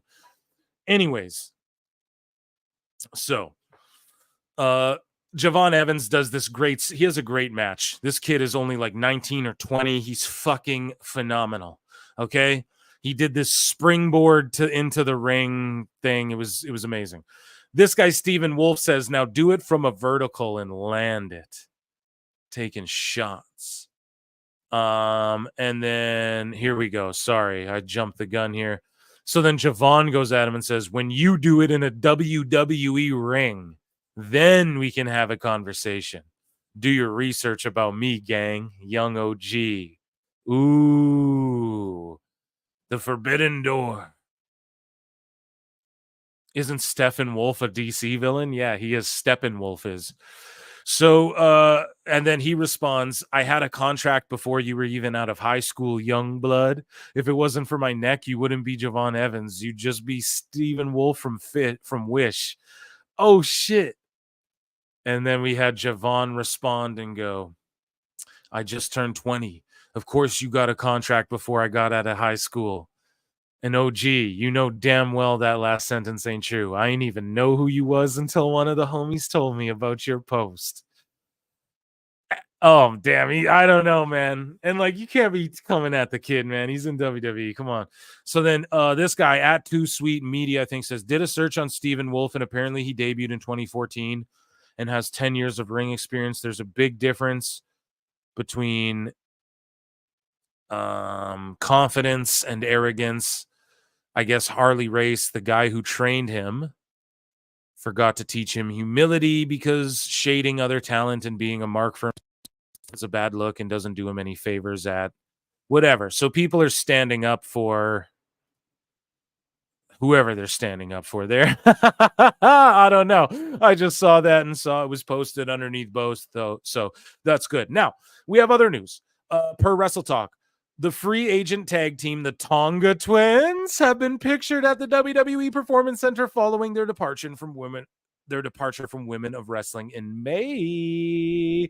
WWE listens to PWT confirmed. No, but let's be for real here. I've been saying the shit. Keep expanding it. Let's go. Bloodline. Expand it to the women. I quote tweeted this. I don't know if I bookmarked myself, but I just said, listen, if you think it's a coincidence that all of these factions, Legado del Fantasma, LWO, what was the other one I fucking named? I'm blanking. Dummy. Yeah, I quote tweeted it and said some shit. Just I named some factions. Okay, there's women in these different factions, and there's a reason for that, because if these women join the men or the women do their own bloodline, like we're starting to see it too. Zoe Stark and Sonya Deville and Shayna Baszler, and then you have like Lyra Valkyria's making full-on entrances with the KC and KC. So we're seeing like these factions sort of be built up here. The Tongan Twins with Ava Rain, or with Tamina, or with Naomi, or they're all teamed up, and everybody keeps saying no more Samoans, Phil, no more Samoans. I need to shut up, bitch. That's what I need. Because yeah, dude, I hope that it continues with more Tongans. And I called it. I was like, bring them in, you know, more and more and more of them, have them dominate the female divisions. LWO has a woman in their faction. You know, the Gates of, what are they called? Not the Gates of Agony, the Authors of Pain. What are they called? The Final Testament or whatever. Those guys. LWO, you know, all these different factions. Michin with the BCC, Bullet Club, OGBC. I don't know. There's too much wrestling shit, bro. It's hard to keep track of all this stuff. No, I'm just kidding. But yeah, they're at the PC, and I just hope they join, dude. I really hope they do. And the tag team division for women. That's what I wanted to talk about, man. There's not like we need more fleshed out tag teams. No, I've been harping on this forever. The Tongan Twins? Are you fucking kidding me? Fucking kidding me? That's perfect. So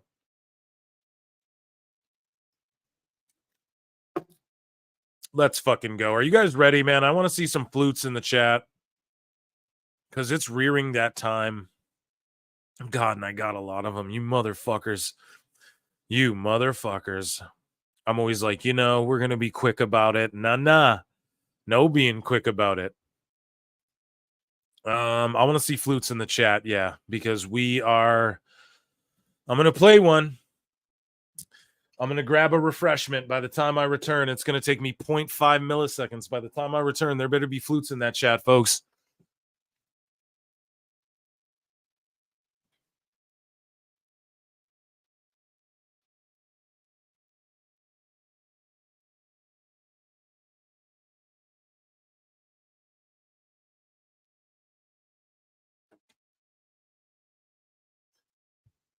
Okay, maybe it took me more like 5 full seconds, but regardless, it is time. It is time for Dave Meltzer's dumb moment of the week. Let's go. So at David Death Music, David Dexter Gaming, shout him out. I don't know if he's in the chat tonight, but he is an avid day one. I'm talking like day one. The fucking 80 views on some fucking clips days. Dave Dexter's been there. And here he is showing me what he got blocked for. People were talking about Dave blocking them. And the reason Dave blocked me, folks, and this is the truth, he responded to me something about biases or something like this, and then I responded to him, and like I just used his own logic. I presented his own logic to him, and I was like, well, yeah, because he said something about friends, and of course they're friends, so they're gonna whatever. And then I said to Dave, I said, well, exactly, you're friends with the Young Bucks and Hangman Adam Page, and that's why you are biased towards them. And he blocked me. Like I wasn't even being gross or anything. So here's David Dexter, not even being gross. Dave Meltzer says, or quote tweets a guy who says, every time you pop up on my timeline, it's trying to put a positive spin on anything AEW. Meltzer projects and says, people who are scared of facts make up the best excuses to ignore what's black and white. Are you? You what? Dave, man. This is full-blown delusional, sociopathy, narcissistic, whatever the fuck. I don't know. I'm not a doctor. That's what this is. Like, and that's what David Dexter says. So David steals the words out of my mouth and says, thank you for finally explaining exactly why you put a spin on anything AEW.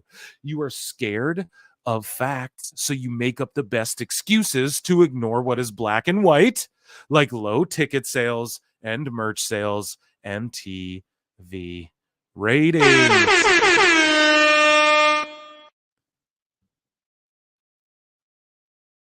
Dex fucking cooked him. Henningite says, I have said way worse than that, and he has retweeted but not blocked me. Yeah, because he doesn't care if you say fucked up shit. He's a sicko. He cares if you present him.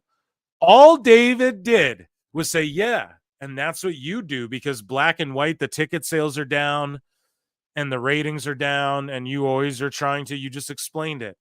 What David did was breach Meltzer's cognitive dissonance, and that's what he doesn't like. People don't like the truth because the truth hurts. It fucking sucks. It's like medicine, bro. It's like Buckley's. It tastes awful, but it works. It's medicine if you let it be. If you fight it, it's just going to taste bad, and then you spit it out and you don't get better. And that's what truth is, bro. It fucking sucks to hear sometimes, but you got to hear the shit. It's how you get better, you know? And Dave has no interest in that. He believes he is the truth, the all-seeing eye of fucking pro wrestling. And we're going to leave that post here. Shout out David Dex. We're going to leave that here throughout this segment as much as we can. Eric Bischoff absolutely went nuclear on Dave Meltzer. And at Eric Bischoff, who quote tweeted me and gave me a round of applause, he also responded. I uploaded a little short on YouTube there of Meltzer, like a little reel or short or whatever they're called, Bischoff reacting to a statement I made about Vacquer and Camille and all that. Go and check that out if you haven't. But anyways, Bischoff tags Meltzer and says, is being exposed hourly for the complete fraud he's always been. The growth on social media, reputable outlets covering the business, and podcasts from those who have actual experience in the industry, and avid fans like fucking me, Eric, as well. But shout you out. I'm just on your team and I'm broing with you right now. Like, tell him, Eric.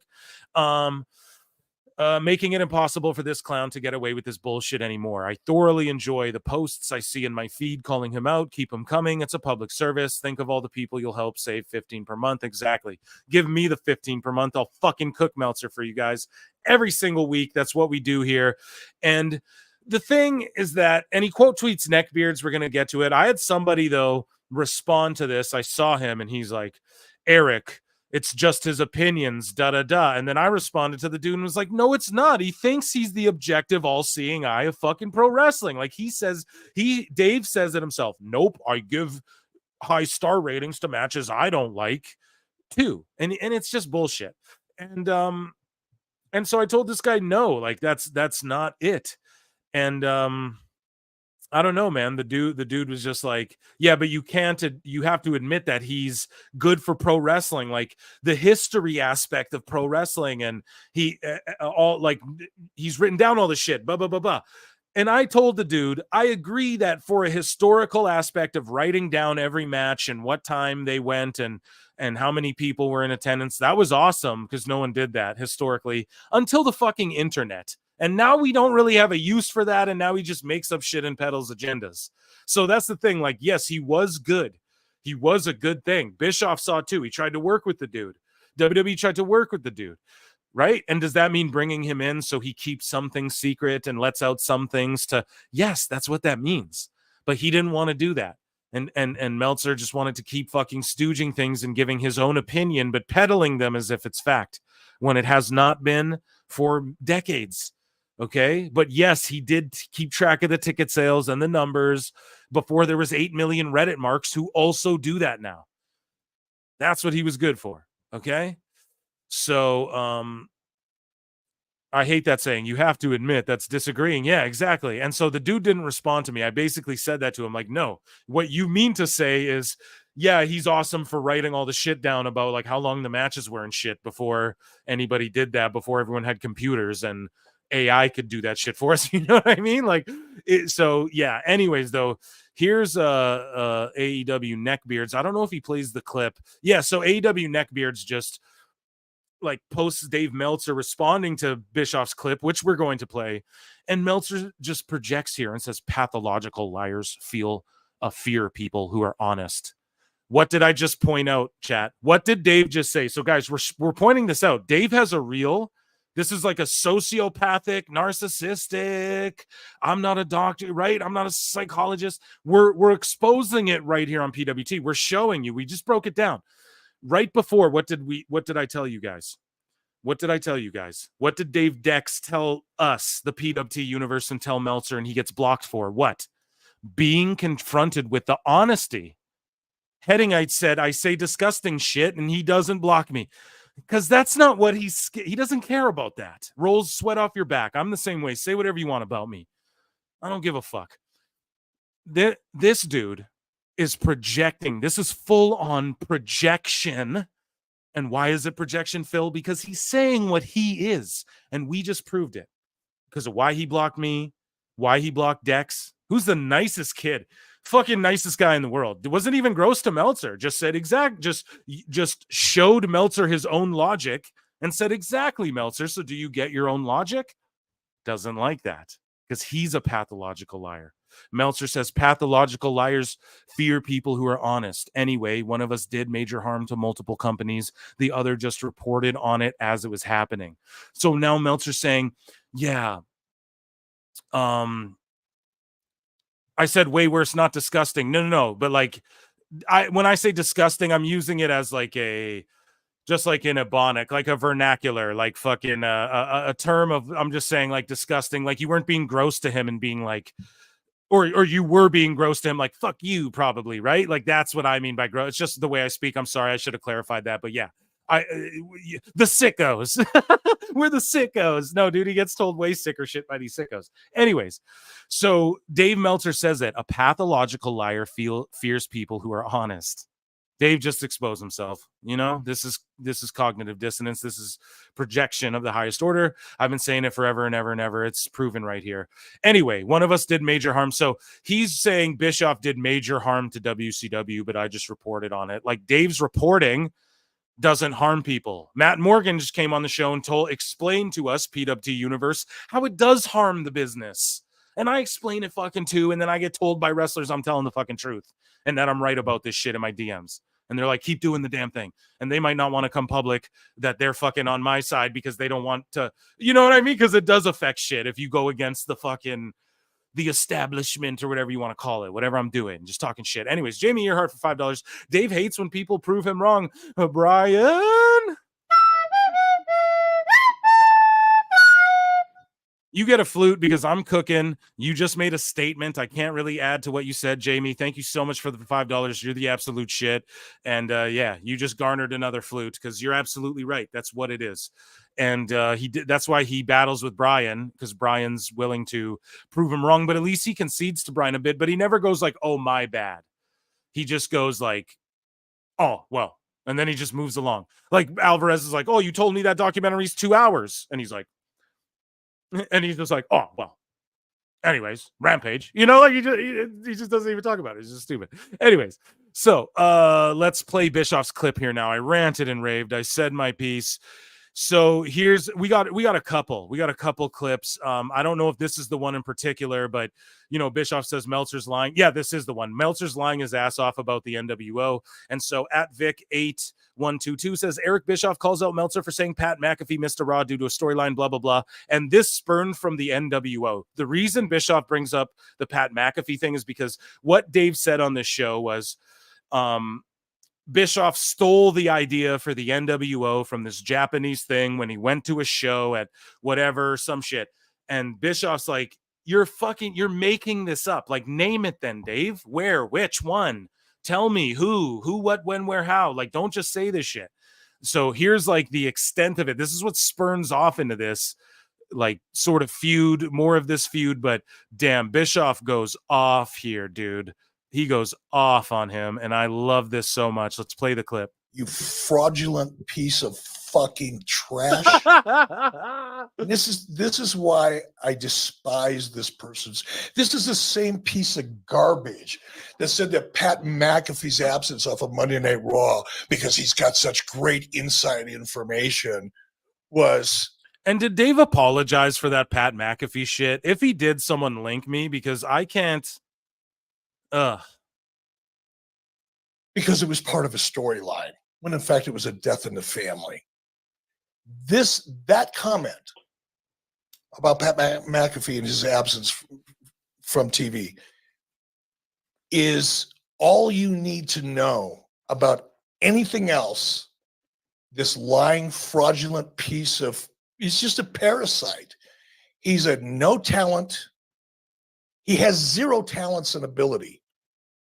He calls himself a journalist. Anyone can lie and anyone can fucking put hack tweets out there. No offense to you good tweeters, but you know, anyone can just say shit is what basically Bischoff's saying by that, talentless. Now, does he have the, especially when there was less wrestling to consume, like he claims he's the observer, but like he doesn't know about UK, Japan, Mexico. There's no way you can watch all of it. I know because I try my best to keep my finger on the pulse of everything. It's fucking impossible, especially if you like UFC and shit too. And he talks about MMA, and especially if you like other shit. Like I like movies, you know, I like going to retro movies and stuff with my girl. I like doing all kinds of other shit too.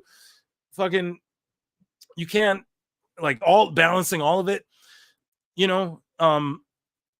So like back in the day, yes, Dave in the 80s, I said it before like the fucking internet and like the early 90s before the internet was so, you know, like there's a million people who do what Dave's already been doing.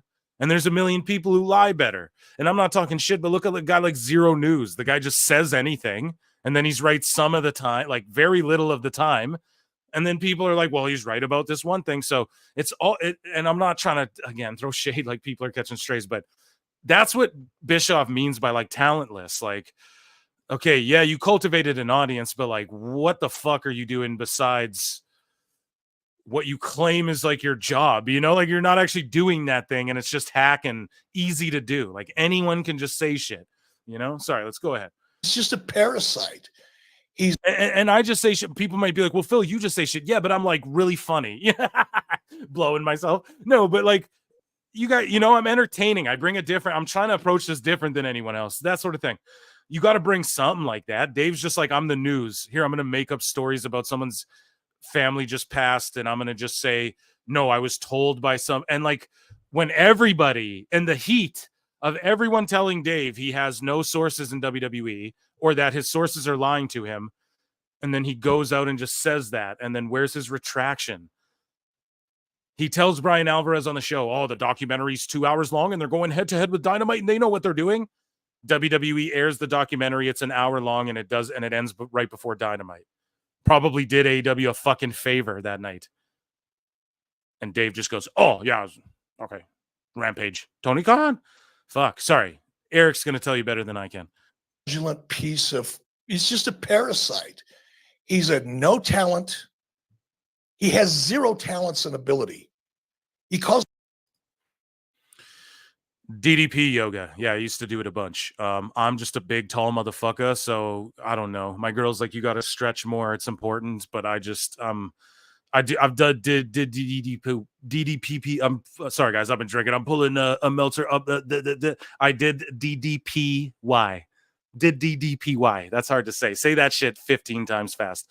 Yeah, I did do it. I've done it in the past, and I don't do it all the time, but I should start again. Calls himself a journalist, yet he can't confirm a story. He writes lies. He's been caught red-handed printing lies from other people just to fill. I just completely spurged out everyone. Me too. Yeah. Please, chat. Roast me for the spurg, the Meltzer meltdown. I just did do DDD. What didn't did he do? Oh, my God. King DDD did DDP yoga. What's the one from Anchorman? The Human Torch was denied a bank loan. Fucking 10,000 words and put out his garbage toilet paper that people spend $15 a month for, whatever it is. He has no understanding of the business of the wrestling business. He has no understanding of the wrestling business. There you go. He just went off on him. I believe there's more, though, because the feud doesn't end here. Of course, Bischoff. Fraudulent piece of fucking trash. I need that on the soundboard. Yeah. Someone clip it and email an MP3 to prowrestletimes@gmail.com. Here we go. So here's Eric Bischoff. He continues with a fucking meme. Or no, this is someone's post, I guess. I thought this was a meme. He goes, prominent wrestling journalist Dave Meltzer accused of publishing stories based on false information. If you guys remember, this happened a while ago where it was proven, like somebody told him some shit about some Japanese promotion, and then he just went and reported it baselessly, and then it came out like, no, this was a fake thing. Do you recommend DDP yoga? I recommend yeah, but here's the whole thing with DDP yoga. It goes along with a diet, which no one talks about, which is a very good, easy to do diet. But DDP, like, I suggest people do it. Yeah, he literally changes people's lives. And I hurt my back really badly, and it fucking like saved me to where I'm pretty goddamn well good, you know? So yeah, I would recommend it through and through without question. PWT DDPY sponsor me. But that's a true story. Like, I would give him a true testament. This was years ago when it was still, it's called something different now, but and he's selling some new product. I don't know what he's, arm brace or some shit. I don't know. But yeah, shout out DDP, man. That guy is changing lives for real. So, and this guy is who I responded to. Eric, to be fair, he is a journalist that states his opinion, and he's not the law of the land. Why do you act like this? His word matters so much if you don't respect him. And I just responded. That's the guy I responded to. I was like, man, because he thinks his word is the law. So, like, you just go based off that, right? So, here's AEW neck. Oh, no, sorry. We covered that one. Collision on Saturday did 362.14 in the demo, which is all goofy gaga talk, but they want to use these metrics. MJF wants to cut promo saying Nielsen. So here we are, right? Talking about this for all those more. Imagine talking about TV ratings. Why do you care what the TV show does on the TV ratings? Well, because they say that's what they care about. So we're going to talk about it. You guys know this. Okay. Anyways, Meltzer tweets out, Collision on Saturday did blah, blah, blah, which was considered excellent given the attempt Trump. Oh my God, no way. I didn't even know this. Dude, they tried to blame the Trump assassination news. Maybe that's true. Maybe my content took a hit because of it too. I didn't pay attention to all that. But come on, man. Come the fuck on. This, oh my God. Which was considered excellent given the attempted Trump assassination news. 20 of the top 25 shows were news shows. SmackDown and Rampage were above usual on Friday, but there was no major competition. Raw, actually, last night when, against Home Run Derby. Jesus, man, they used the Trump thing. I mean, that's fair. That is fair. Like, it affected everything, but say it affected everything. Don't say AEW did exceptionally well because of that. The Home Run Derby anthem. Yeah, y'all. It was so bad, man. So Eric Bischoff quote tweets Dave. He's not done. He says, "Hey Dave, how's that storyline that Pat McAfee coming? The one that required he miss an episode of Raw. We touched on that ad nauseum." Dave Meltzer on AEW's reported plans to potentially host a stadium show in Texas in 2025. So Dave keeps it real here. Wah, wah, wah, wah, wah, wah, wah. Smart moment of the week, I guess. He says, right now, AEW running a stadium show sounds really ambitious. They're not drawing big anywhere. They drew okay in Chicago. Calgary was okay. Was it? But most of them are still not good. Wednesday's show was at around 2,000, and it's a big show, the 250th episode. It's got a good lineup, but it's also in North Little Rock, Arkansas. If you look at where they sell their pay-per-views in that part of the country, they are not that popular.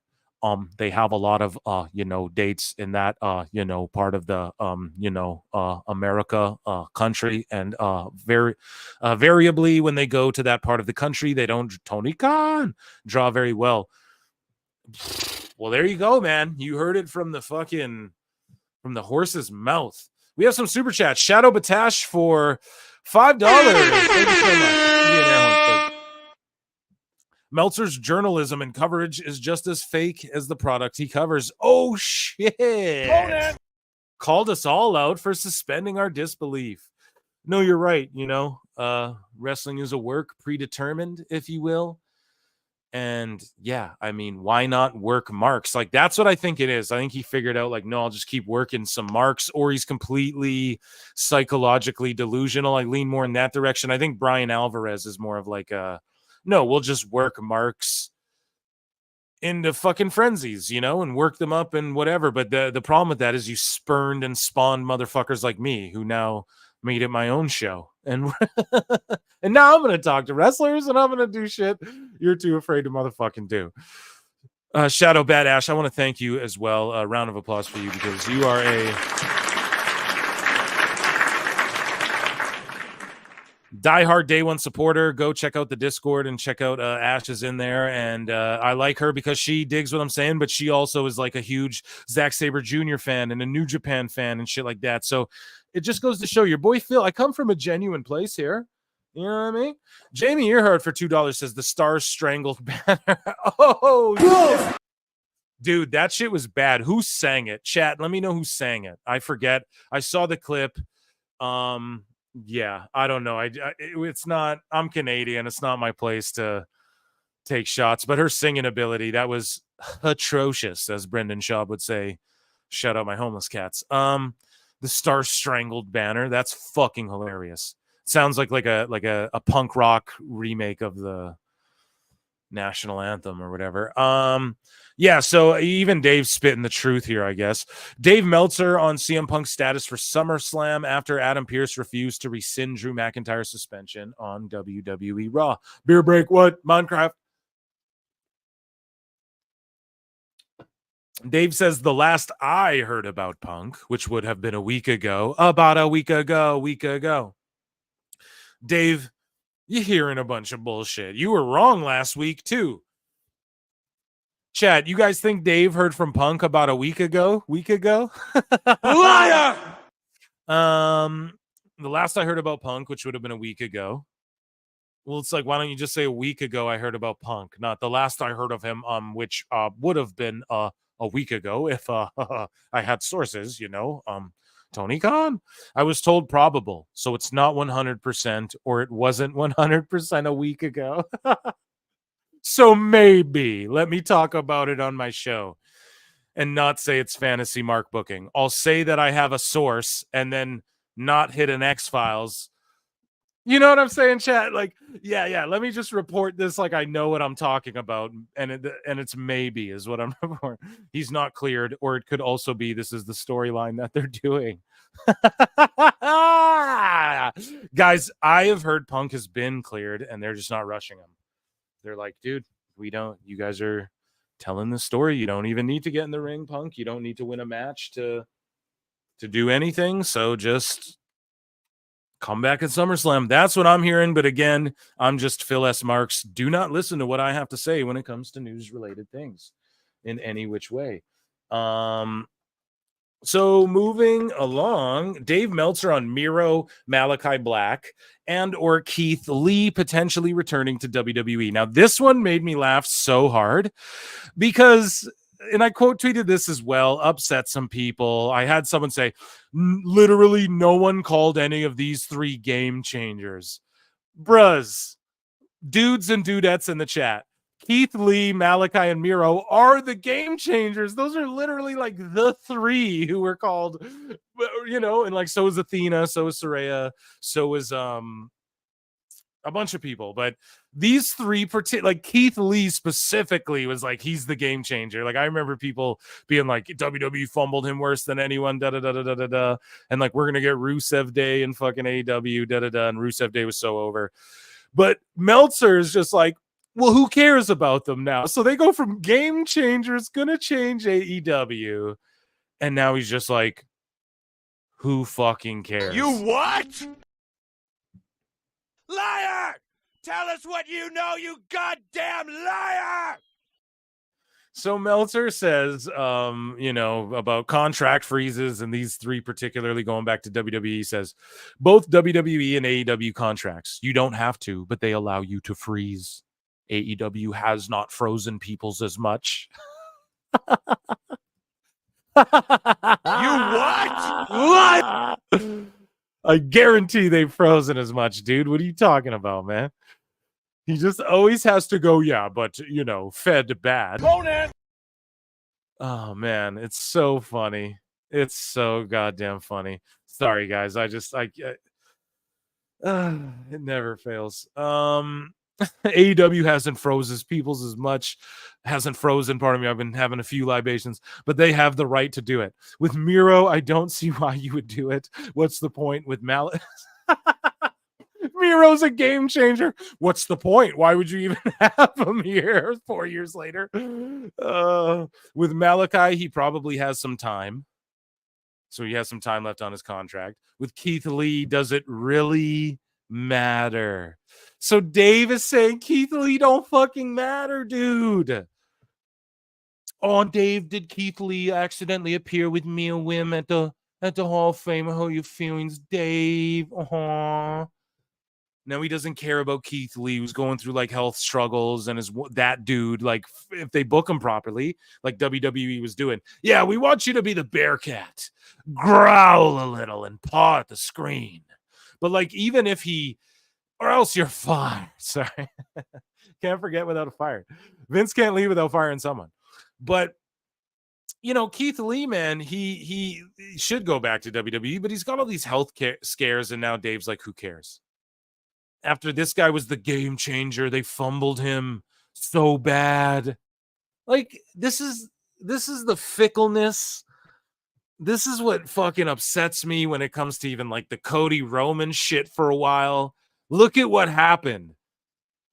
You know, we got to just not be so fun. And Dave's just like the head of that shit. Who cares about Keith Lee or Malachi or Miro now? Why? Because the guy who books them, supposed to be booking them, doesn't do a good job. So now we shouldn't care because the booker doesn't care about them, and he just signed them up like he was buying fucking action figures at Walmart. He saw the last fucking Roman Reigns and Logan Paul on the shelf and had to fucking die for it and get his little toys. So little Timmy over here couldn't get, not little Timmy, big Timmy, let's say, because WWE is a big giant, whatever. But you guys get what I'm saying. Like now we just shouldn't care about them because Tony Khan doesn't care about them.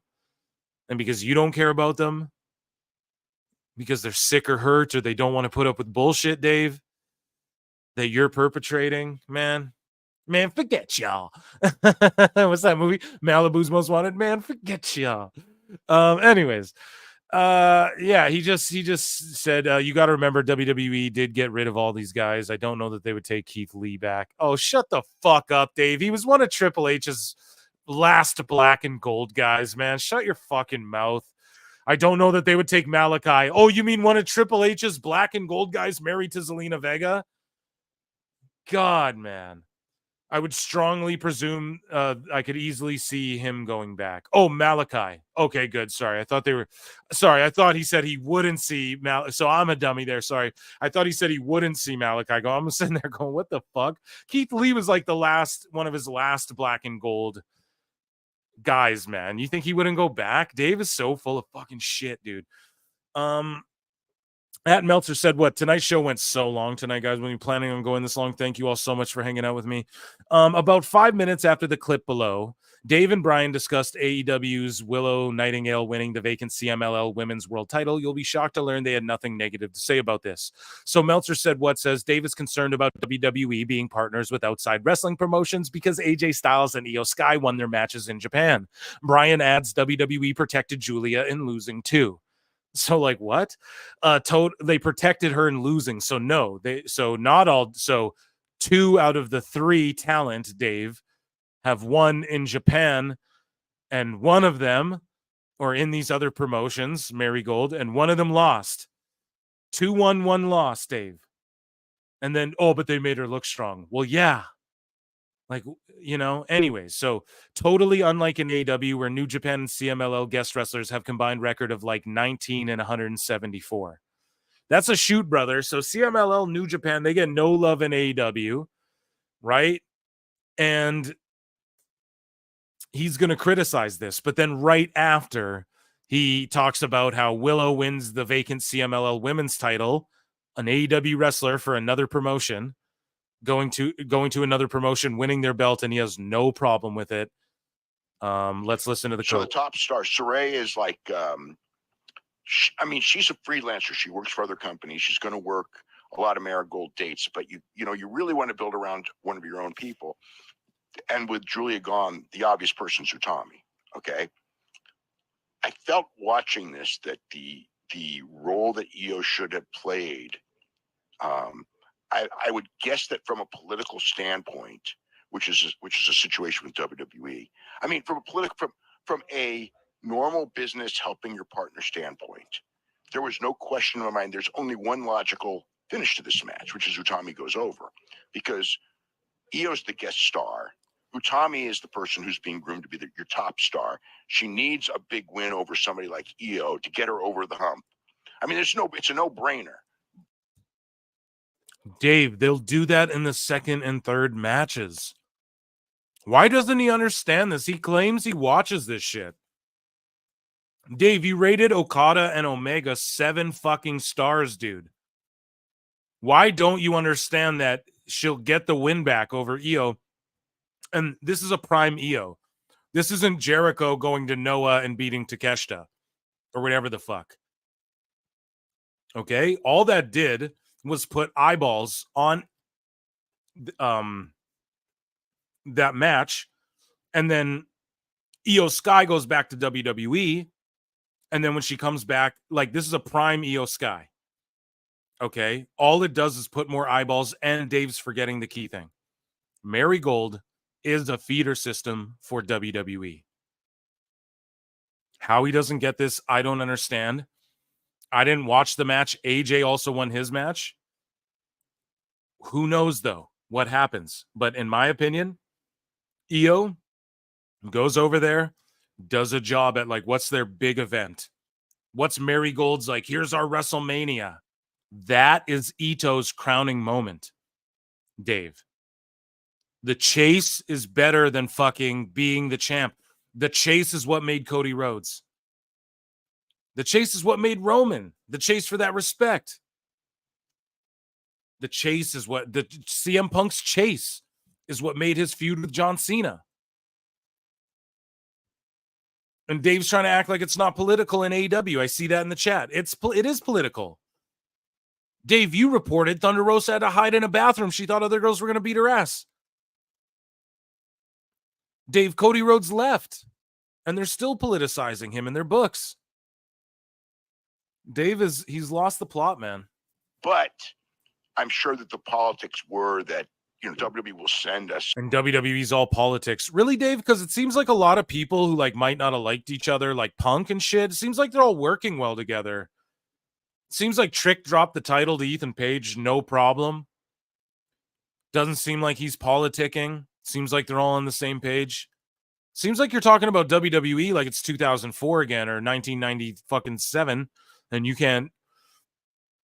don't really understand, like you're kind of behind the times, like how we covered how you projected, Dave, right? You project earlier in the show, right?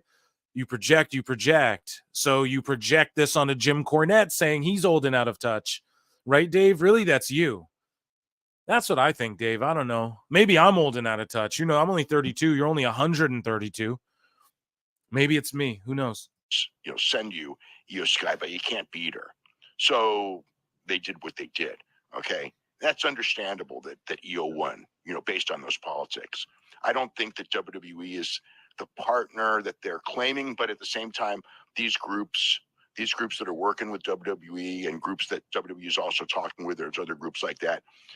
The bottom line is they want to work with WWE so bad, and they're going to accept whatever WWE says. They're not going to be like when it comes to old school working together and you go like, Dave, so they're not going to be...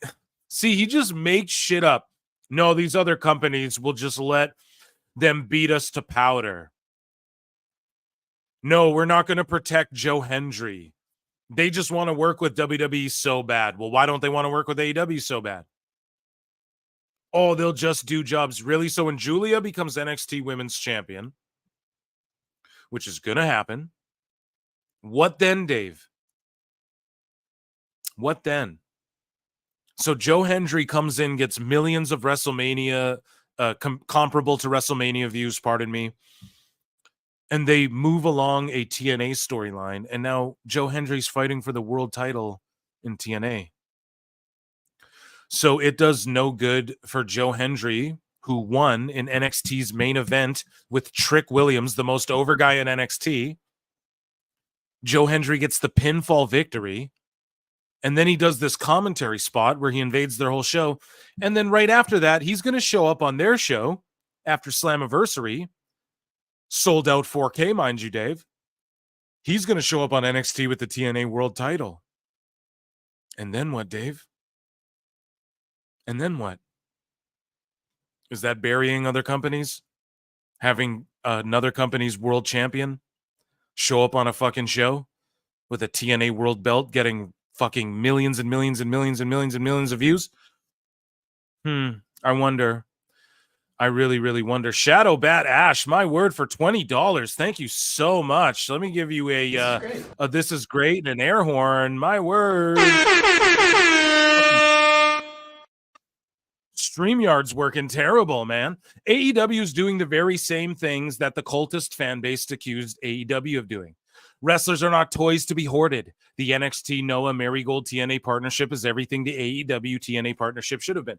Right, and if you guys missed my interview with Ant Evans, I'll plug it again. And he's friends with Meltzer, by the way, guys. So this is what I'm talking about. Like, I fucking cook Meltzer, dude. Like, I do it every day. Ant Evans is friends with Meltzer, and he fucks with me. I'm not talking out of turn. You guys gotta understand this. I'm not just fucking... Okay, this dude has lost the plot. Anyways, Ant Evans, though, talks about the TNA AEW stuff, and that was ugly. That was trash. And then earlier in the show, we talked about it, too, with Moose. He touched on it and said the relationship with WWE is way better than the relationship with AEW. So Dave Meltzer thinks that TNA is just in this bullshit partnership getting shit on when the Rascals just got to win on NXT? Or is it more bullshit, Dave, when Tony Khan went on their show, buried them all, had Kenny Omega go over on everybody, and then give them Old Man Christian to fucking lose the belt or whatever? What was better, Dave? Like, come on, man. It's just ludicrously biased. And exactly, you said it. NXT Noah Marigold TNA. That's what it is. It's not Raw, SmackDown, main roster. Shadow Badass, shout out fucking you, because that's the way you lined it up like that is... That's what it is right now. Excuse me. And you can put they're making a play for Mexico and Puerto Rico and all of Latin American countries and stuff, South America, etc. And they're making a play in Japan, like All Japan Pro Wrestling as well. But exactly, Tony Khan does a whole fucking pay-per-view Wrestle Stream. It's great.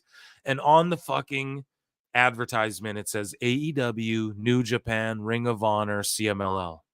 So WWE does the same thing, but fed bad with NXT, Noah, Marigold, and TNA, but fed bad. That's all this is. It's sour grapes. It's cope, and it's fucking bullshit. Again, I'll give you a bruv because you're my bruv. Shadow, Bat Ash. Thank you so much for the super chat. Incredible. And Dave's sources are trust me, bro. And the voices in his head, exactly. And thanks to all the members chatting it up in here. I'm trying to show them, but I'm over here on the bookmarks here, so it's a little hard to juggle both. I'm gonna get a double screen set up, I think. You know, that's the way to do it. Then I can have the chat on one. I don't have that for the record. I've never, your boy I embrace the grind. I do it old school. I just have my laptop typically, you know, my mic. Anyways, but yeah, let's continue with Dave here, coping. Well, we need this and we need this. It's like, no, this is what you're going to get, and you're not going to be beating our top people. Well, even in the Julie match, it was Julie and Saray for the title. It was going to be the first champion. And, you know, the finish of the match was Saray goes after the bad wrist, and she takes off the wrist brace, and she takes off the tape and everything, and she's got the little thing on her arm. And she goes for the fingers in the wrist, and she starts cranking the fingers in the wrist. And the referee stops the match, and like immediately the announcers are like, she didn't give up. She didn't quit. The referee stopped it. I mean, they very much. So imagine keeping Julia, who went viral, strong. They don't understand keeping an opponent strong for a rematch, or Sari, who is also in WWE already. If you guys didn't know, she's in video games. She was in WWE. So that match down the line, or when they go to WWE Japan, maybe they do a PLE there. Who fucking knows? It's just such Mark bullshit what they're saying. Talking out of their ass. And then 5 minutes later, Dave and Brian talk about Willow winning the fucking vacant CMLL title, dude. They don't have one word to say about it. We had the three-way for the vacant CMLL World Women's title, which Stephanie Vacure had to vacate after signing with WWE. And Willow Nightingale beat Luvia and Viva Van to win the title. What was that? Juvia to win the title. And she ended up pinning Viva after a gut-wrench power bomb. And so looks like No. I won't show the chat on screen. I'm going to get another screen so I can see the chat while I'm in the bookmarks, because I have to just go between tabs on my browser. You know what I mean? So, and then like I have YouTube open in another window. It's a whole thing. I'll figure it out. I need another screen for me so I can just see. I'm not going to put the chats on screen. That's crazy. Even the Twitter, I chance it every time with that because people be saying wild shit in the Twitter. Anyways, though, we'll continue. Movie and her will be facing off probably at Capital Collision. Looks to be the first title defense for Willow. Or it could be in Mexico. Could be in Mexico, yeah. Could be on a big short. Or even AEW. Could be in AEW, yeah. But yeah, so Willow is the second person in history to hold a championship in CMLL, AEW, and New Japan. Dude, AEW's only been around for 5 fucking years. Jesus Christ, bro. That's insane when they do that. Oh, the first one in history to hold these 3. It's like, bro, no one gives a fuck. Okay? I just don't get how they don't get. I'm like speechless, guys, tonight. I'm flabbergasted. It's like, how don't they understand? I mean, yeah, is that a cool record? Sure, yeah, I fucking guess, but it's just, it's 5 years old, man. It's not like the belt is, you know. The first being Chris Jericho, there you go. who held the NWA World Light Heavyweight title, or NWA Middleweight title, I should say, in CMLL in the 90s. So the NWA title constitutes, I guess, CMLL as part of the So Dave Meltzer responds to AJ Styles' recent comments, which we covered on the last show with Matt Morgan, about him giving 5 stars to matches in Japan. Dave Meltzer says, AJ was trying to knock me. It made no sense what he was saying, but he tried. His thing was, oh, this guy gives 5-star matches to the stuff in Japan and it doesn't matter and nobody cares. But when you watch the matches, it's like, there's a reason that they're better here in Japan. And it's like, huh? Dave, no, they're fucking not, though. How are they better? In your opinion, they're better.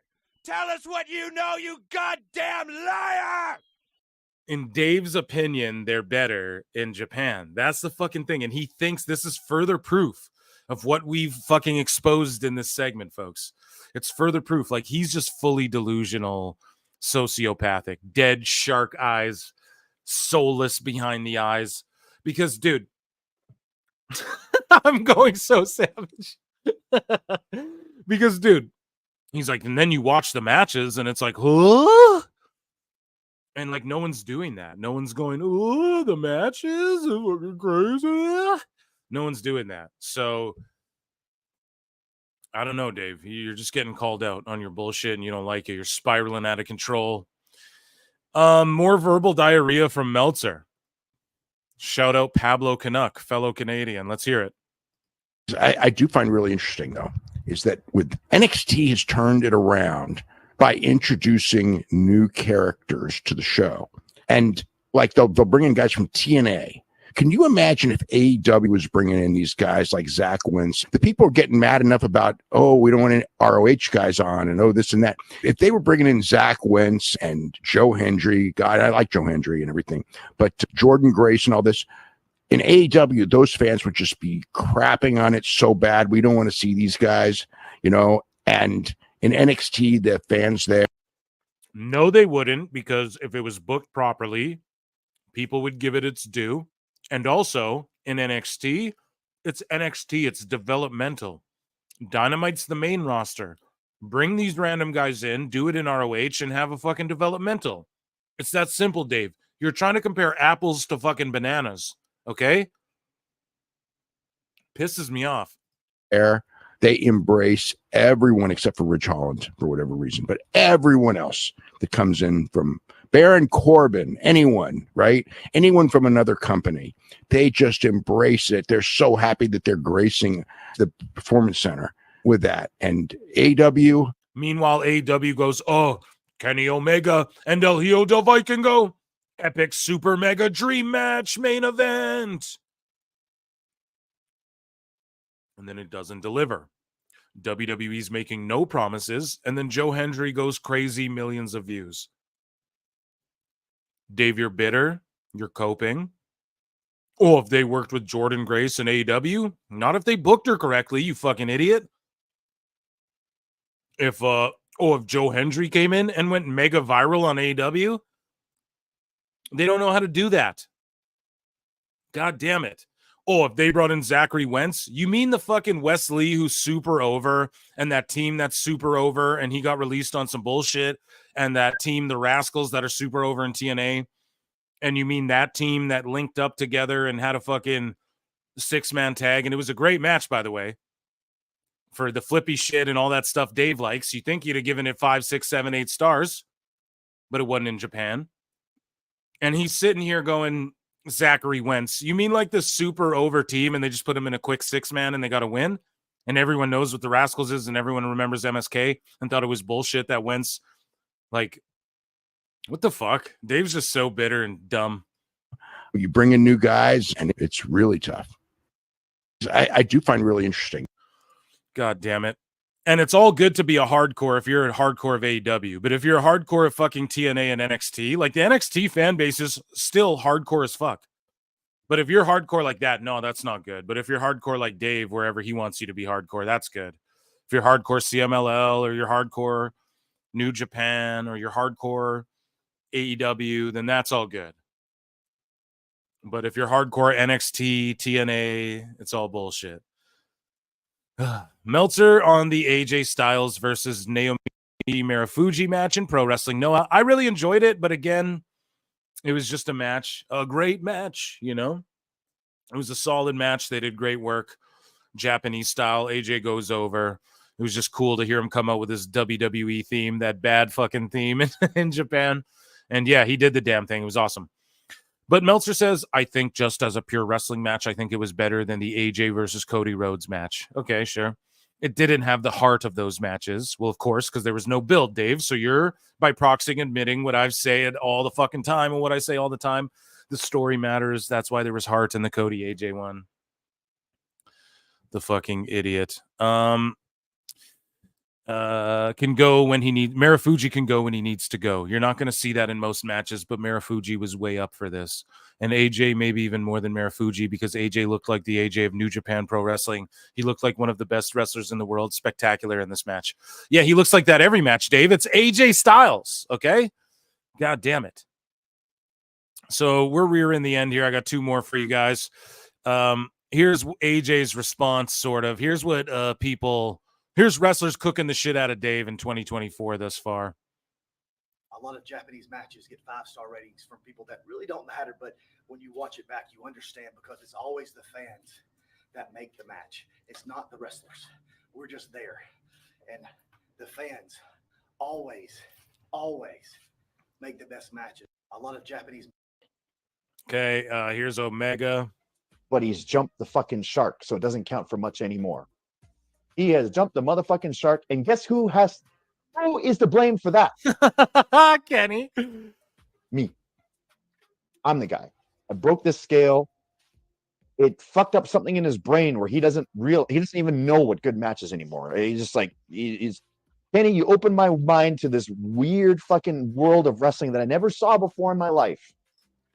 And I think he can't, he doesn't understand it anymore. He stopped being able to understand. He can't comprehend what's going on.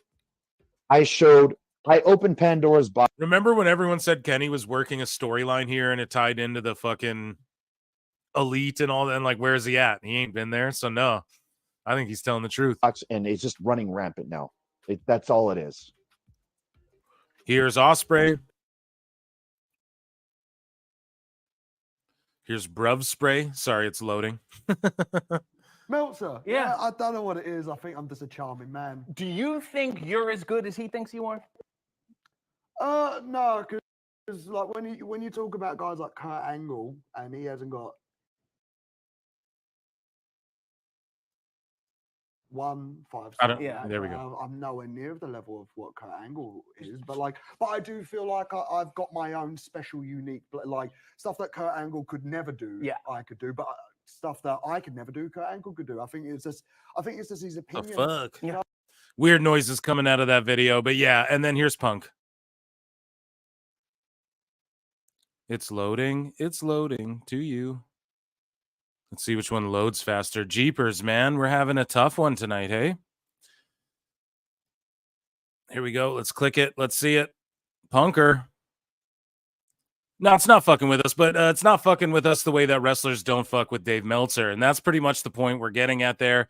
And then here we go. The last one for Meltzer says what? At Meltzer said what? Says like, oh my God, Valley Girl Meltzer is on his high horse again about real reporters asking real questions about WWE or at WWE press conferences. Dave claims Cena was not ready to be asked about Vince, unlike his like totally Dan Rather interview with Tony Khan. I see. He's trying to be funny there.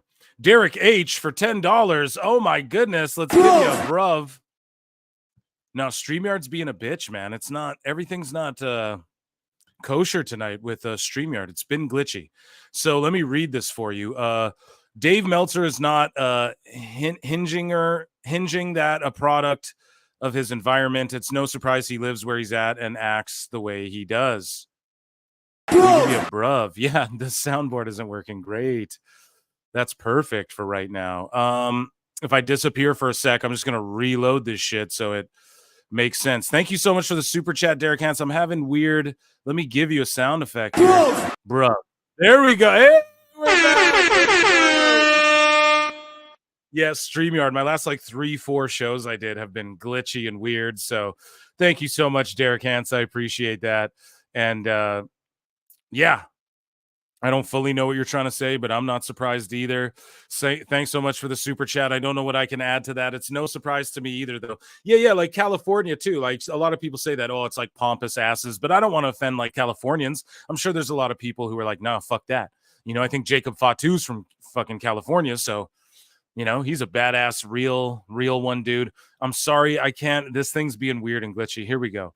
Does anyone else have issues with the keyboard on super chat? I do sometimes. Yeah, I don't know. It might be they're trying to take us down. The black helicopters. They want PWT dead and gone. My word. They're hacking us. They know what to do. They're doxing us. They're trying to figure out what where we all are, and everything's going awry here on PWT channel. Yeah, I don't know what's going on. I got to be real. I'm dealing with the same stuff over on my end. Anyways, though, let's finish this up. I got one more for you guys. Valley Girl slang. Let's see.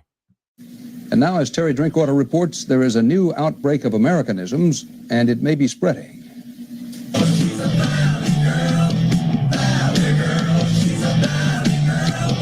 First, understand, like, there's this valley, the San Fernando Valley, the biggest bedroom suburb of Los Angeles. In the valley, of course, they're girls. And like all teenage girls, they talk, but as scholars of the language note, in a most peculiar way. Like tubular. Well, it's like a totally great day. It's like totally awesome. Gag me with a spoon. It's grody to the max. That means it's disgusting. It's totally grody. It's like if you have to work or like do housework and clean your room. It's like stuff like that. It's like gag me with a spoon. It's totally, yeah. Hilarious. Gag me with a spoon. It's totally like, yeah. Let's see what the Meltzer press says. conference in which he said,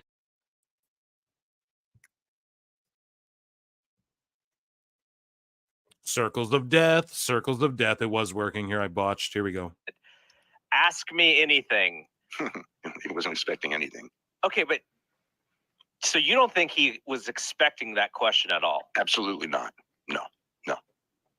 That I don't know. Nobody. When he said they don't expect reporters to ask real life questions. They don't. They expect. I mean, hey, the one that I didn't expect from me was the reporter who goes, "Hey, what about going on the dark side in your last year?" And as soon as he said that, and Cena just blew it off. I'm just thinking like, oh my God, is this the stupidest question that I've ever heard? You're going John Cena to go heel in his retirement tour. Is that like?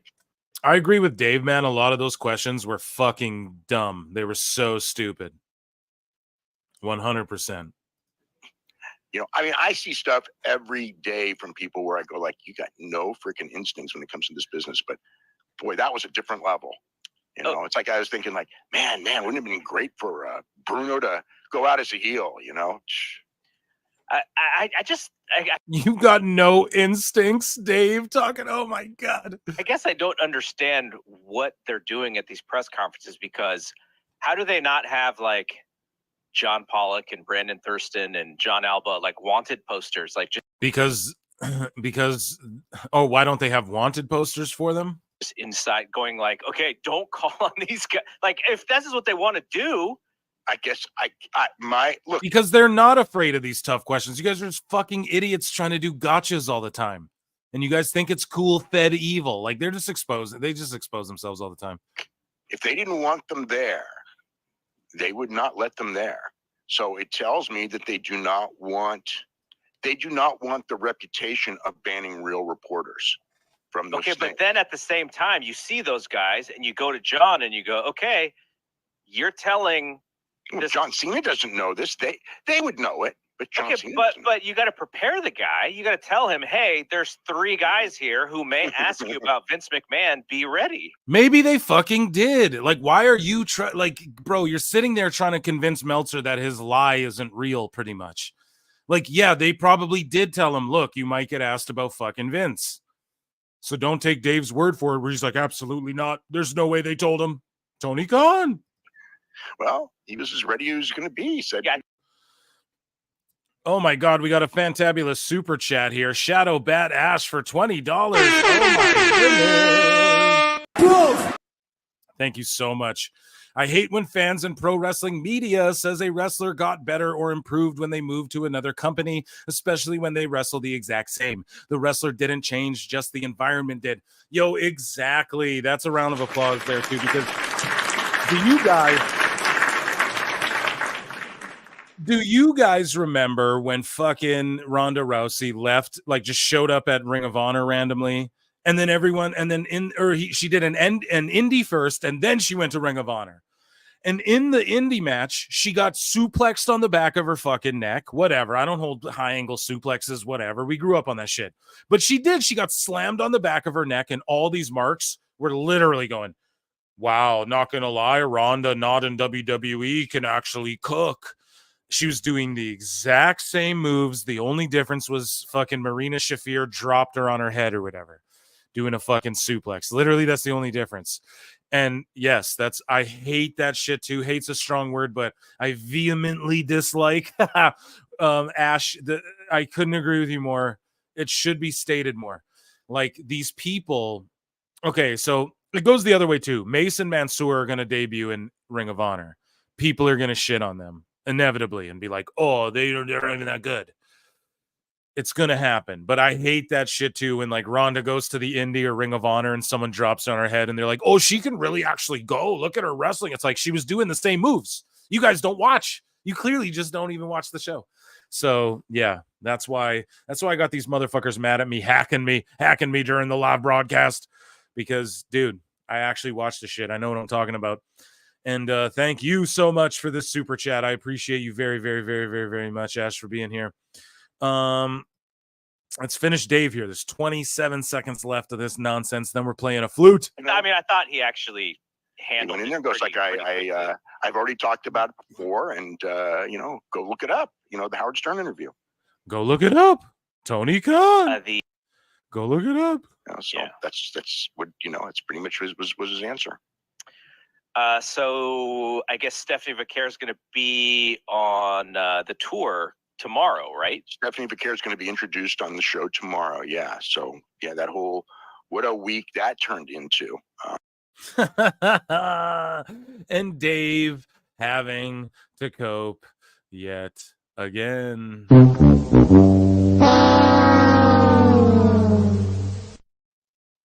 And that, guys, was Dave Meltzer's dumb moment of the week.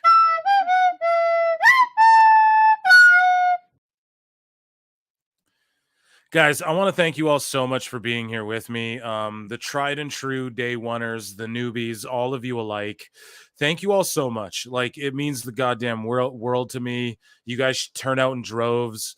When I go away for a week and come back, you guys come back in even greater numbers, even stronger forces. And I appreciate you all so much hanging with me with the busyness. I know you guys see what's coming. Member shows, I'm going to try and do more of them. I know I'm trying not to keep empty promises here, but it's just, I got some things lined up, man. I'm trying to bring you guys the best, the absolute best of the best of the best content. And, I don't know, man. I just can't give my gratitude enough. The only reason I'm over is because you motherfuckers are over. And the only reason wrestlers want to talk to me is because you guys want to hear me talk. So just always remember that when you're here. And I just appreciate the ones who stuck around. Anyone who jumped off the ship as the ship's been sailing, I feel fucking horrible for you. I really do, because we're just scratching the surface, baby. I tweeted to him. I think I DM'd him as well. No response. I don't blame him. But I would love to get what's the status on here to talk video games. What a fantastic evening. I only popped in. It's now midnight. You planned in on popping around 8. Yeah, same, dude. I planned in popping in for like 2 hours, and I ended up getting a buzz on and laughing at Meltzer for like an hour. I enjoyed the shit out of it. I appreciate you all. Thank you all so much. You're the real MVPs of this whole damn thing. And thank you all so much. I'm going to leave you guys with something. You guys already know what it is. And if you don't, that's how we get down at PWT at Pro Wrestle Times on YouTube and at Pro Wrestle Clips. Keep a lookout. Alfred Konua tomorrow morning or afternoon. It should drop. And then Killer Kelly early next week. And speaking of, the Forbidden Door, here's Chris Jericho. I look and see it's not just me. So many others have stood where I stand. We are the young, so raise your hand. They call us problem child. We spent our lives on trial. We walk an endless mile. We are the youth gone wild. We stand and we won't fall. We're one and one for all. The writing's on the wall. We are the youth gone wild. Let me get wild! Yay!